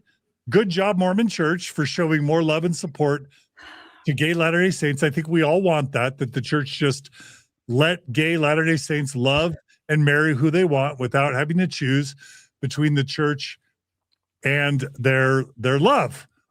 So what's the new news with Charlie and his husband? Well, do you want me to say it, or should we watch their little video? Because the way they announce it is so Let's watch it. Here we so go. great. Can I tell everyone what we just did? We're pregnant. We just had an appointment with the fertility clinic. It's actually a local clinic that is super highly rated. So we got in with a doctor and we just had an hour talking to her about the process, what it's going to look like. So the next steps, they're going to call us and give us access to the egg donor database, talk about financial things. We have to get scheduled for some blood work, just make sure that everything is good to go with us. You want to have a baby? Yep, I do. That's so crazy. Okay, so let me be clear. Is somebody pregnant, or are they just saying they're going to start the process? Well, I think that was just kind of a little joke, just some fun they were having. We're pregnant, but no, they're just starting the process. So yeah, they're still going through the initial phases of blood work and egg donors and all of that. And they didn't specify. I tried to read as much as I could about it, but they didn't specify how exactly all of that was going to work. But they will obviously need a surrogate. So yeah, I think it's amazing. I would hope that every single gay couple in the church could go and publicly announce that they were going to have a child and still just be accepted in their congregation. Yeah. Yeah. Well, I too think it's amazing. Congratulations, Charlie, and partner.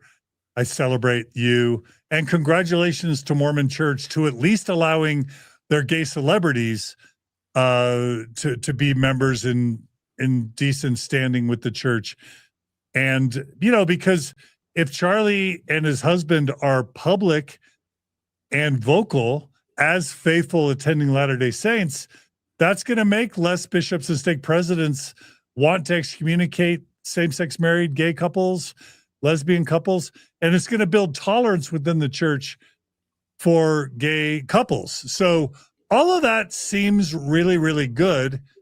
And again, I think we are all happy for them that they are going to attempt to have a child. So all of that is amazing. It does bend your brain a little bit. Can you imagine 10 or 20 or 30 years ago, a faithful same-sex Mormon couple celebrating that they're going to have a surrogate child, and this somehow not causing a problem in the church?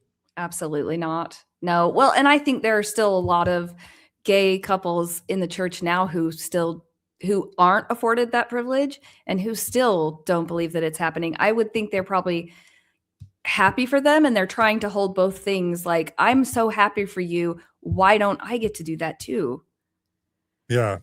It would be a hard, if I can imagine if I was in that position, it would be a hard thing for me to hold both of those truths at the same time.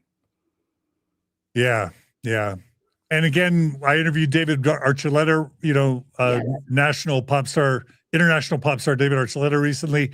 Even though he's left the church and has said he doesn't believe in it, doesn't believe in his truth claims, he has bizarrely never been excommunicated.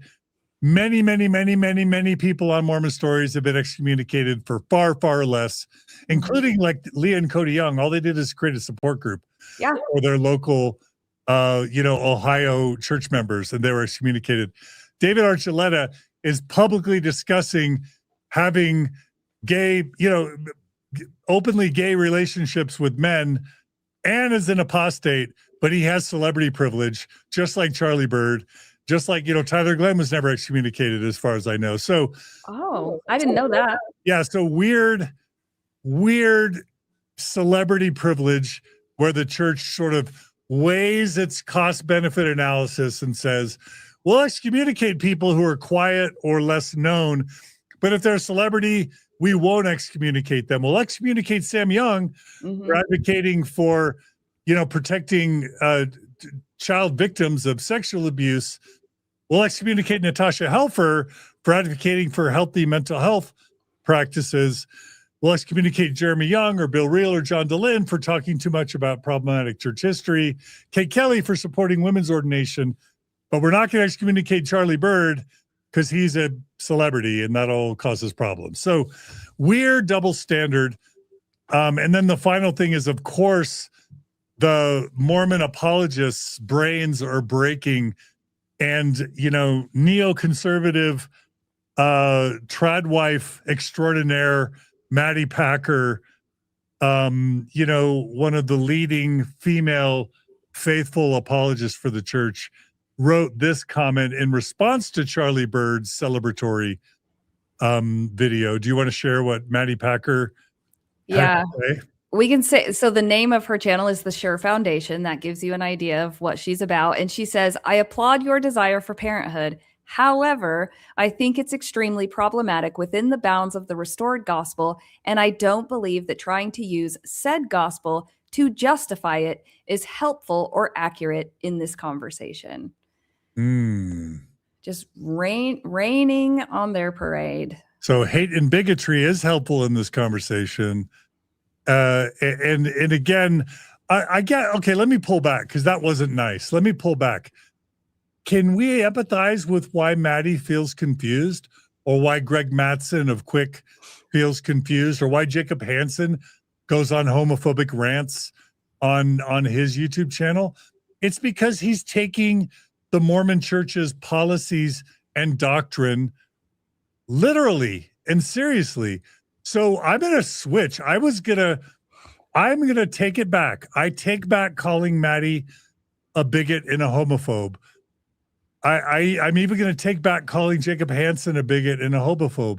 What they are is they're confused by the mixed messages Mormon church leadership is sending. On the one hand, it's an excommunicable offense to be same-sex married. On the one hand, children, the family proclamation says all children should have the benefit of a mother and a father in the home. On the one hand, homosexuality has been for 200 years denounced by the Mormon church as evil, perverse, like bestiality, as a sin next to murder in severity. And that's what Jacob Hansen and Greg Mattson and Maddy Packer are all sitting with in their very orthodox Mormon brains.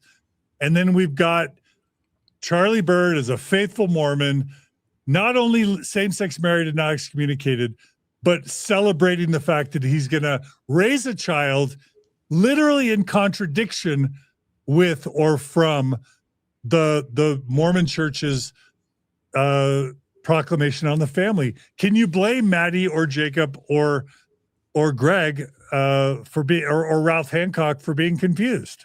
No, because even in the last conference, they doubled down on the proclamation to the family. They're still really parroting that, and at the same time allowing Charlie and Ryan to remain members in good standing. They don't want to make up their mind on it, because then they would likely, like I said before, alienate Maddy or Greg or Jacob Hansen or these people who for so many years have had these views because they knew, not just thought or believed, they knew they had God on their side. Yeah. And when you have God on your side, if you say something that society finds hurtful, then you're taking one for the team. You're doing what God told you to do. And how do you not do that if it's really what you believe? Yeah. Well, what does the church do with a Jeff Strong and a Charlie Bird on the one hand, and a Maddy Packer and a Jacob Hansen and a Greg Mattson on the other? How does the church straddle liberal Mormons promoting same-sex marriage and gay adoption and empathy for ex-Mormons? How does the church have them in the tent and then have the faithful neoconservative, trad wife ultra conservative, almost MAGA faithful Mormons expressing concern and outrage at liberal and progressive ideology taking over BYU and the church. How does the church, is this just a sign? Is this a positive sign that the Mormon church is just allowing now a big tent in 2026? And we should just celebrate that the church is supporting a big tent and lots of ideologies and is promoting diversity? I mean, that's one way to spin this. Because they're not excommunicating everyone who's a gay couple. It's hard. Like I would sometimes imagine if the brethren got up and said, we're sorry. If they simply just said that, right? We were wrong and we're sorry, and came at it from an empathetic place. Cause that would be my first inclination. But I still don't think that the people who are so entrenched in the very conservative black and white thinking would think that was a good thing. And that is hard for me to understand, because when I meet people who don't believe the same way I do, I mean, John, you did that whole episode with Greg Mattson, right? And when you sit across from somebody, it's so hard to have those strong, visceral feelings of hate or dislike when you're in the same room with someone, just realizing they're a human doing the best that they can do. And it's hard for me to think that that same group of people wouldn't jump on board if the brethren got up and apologized and just said, we were wrong and we're going to do something differently. So I think at this moment, as much as I would hate to admit it, they are doing the best that they can, as you know, the brethren as a church, leaving space for all of these people by just saying nothing. They're like doing the sin of omission we were always counseled not to do, by we're just not going to say anything, because then we won't upset one faction or the other. Yeah. And I don't know what else they can do with so many people with so many different views. Well, I'll just conclude with my thoughts about all of this and kind of about today's episode. I think the church is damned if they do and damned if they don't. Mm-hmm. If the church clamps down on, I was talking to someone today about this week about this. Let's just say with child sexual abuse, if the church starts to really clamp down on pedophiles and really tell all the members in the leadership to report child abuse to police officials, and if the church comes clean about all its cover-ups on child sex abuse, and if the church makes restitution for all of its child sex abuse cover-ups, I don't think that's good for the church. I think that it's basically like the Catholic Church encouraging its own spotlight. It's basically asking the church to commit suicide. So the church is damned if it cleans up the child sex abuse problem, but it's damned if it doesn't, because if it doesn't clean up the child sex abuse problem, then it just has more lawsuits and more antagonists and more victims coming out and more embarrassment and more national and international news stories exposing the church's cover-ups. So the church is damned if it does and damned if it doesn't. And I think it's decided that it bleeds. It's going to bleed either way. It's going to hemorrhage either way. It's going to hemorrhage less if it continues to hide and lie and cover up and quietly settle and coerce child sex abuse cases. And I think that's the decision it's made for its own benefit in terms of butts in seats and money and public relations. But it loses either way. And I think it's the same thing with Jeff Strong. Yes, the church is hemorrhaging members. Yes, it's hemorrhaging its women. Yes, it's hemorrhaging its youth. Yes, it's deceiving people with its history. Yes, it's mistreating people who leave, and it's supporting narratives that are damaging to people who leave. And it's still supporting a culture that punishes people who leave. On the other hand, if the church is compassionate and empathetic for people who leave, and if it teaches an accurate history, and if it is more supportive of women, and if it admits it's been bigoted towards women, and if it admits it's been bigoted towards gay and lesbian and bisexual and transgender people, and if it admits that it's been racist, and if it provides support for its liberal and progressive members and makes the church more empathetic and tolerant, guess what? It loses a huge wing of its most believing and conservative and fundamentalist and tithe-paying membership. And for the entire church, it undermines the belief even further that its prophets and its leaders are led by God, because it becomes one huge admission that over the past 200 years, the church has been deceiving and misleading and harming people. So even though the church is going to bleed either way, by doing the morally right thing and the morally ethical thing, by coming clean, by being Christ-like, by showing love, by showing tolerance, by showing support, and even progressive tendencies, the church actually even accelerates at a higher rate its own demise. What do you think? Am I wrong? Is that cynical? Is that pessimistic? Or Meggan, do you have a more optimistic view of what happens if the church makes positive changes? I think a church that is really concerned, any church that is actually really concerned about emulating Jesus, the Jesus of the New Testament. I'm not talking about the God of the Old Testament who was drowning people. I'm talking about Jesus. They would be a church that always struggled, because they would bring in money and they would find people who needed it and they would give it to them. And they would allow people in who were having crises, who weren't the most, educated people, and they would be more inclusive, and they would always struggle. A church who follows Jesus would always struggle. When Jesus was on the earth, the stories that we have, he struggled to maintain a cohesive group of people. So as a corporation, the church to me functions like a corporation, and they are doing what they need to do to survive as a corporation, because if they were 100% a church that believed in following Jesus, they would struggle and they would be okay with it. Yeah. Yeah. Well, that's the pickle the church is in. And the next year and 5 years and 10 years are just going to get more and more interesting. But anyway, Meggan, so viewers and listeners, this was just a pilot. I think Meggan does great work.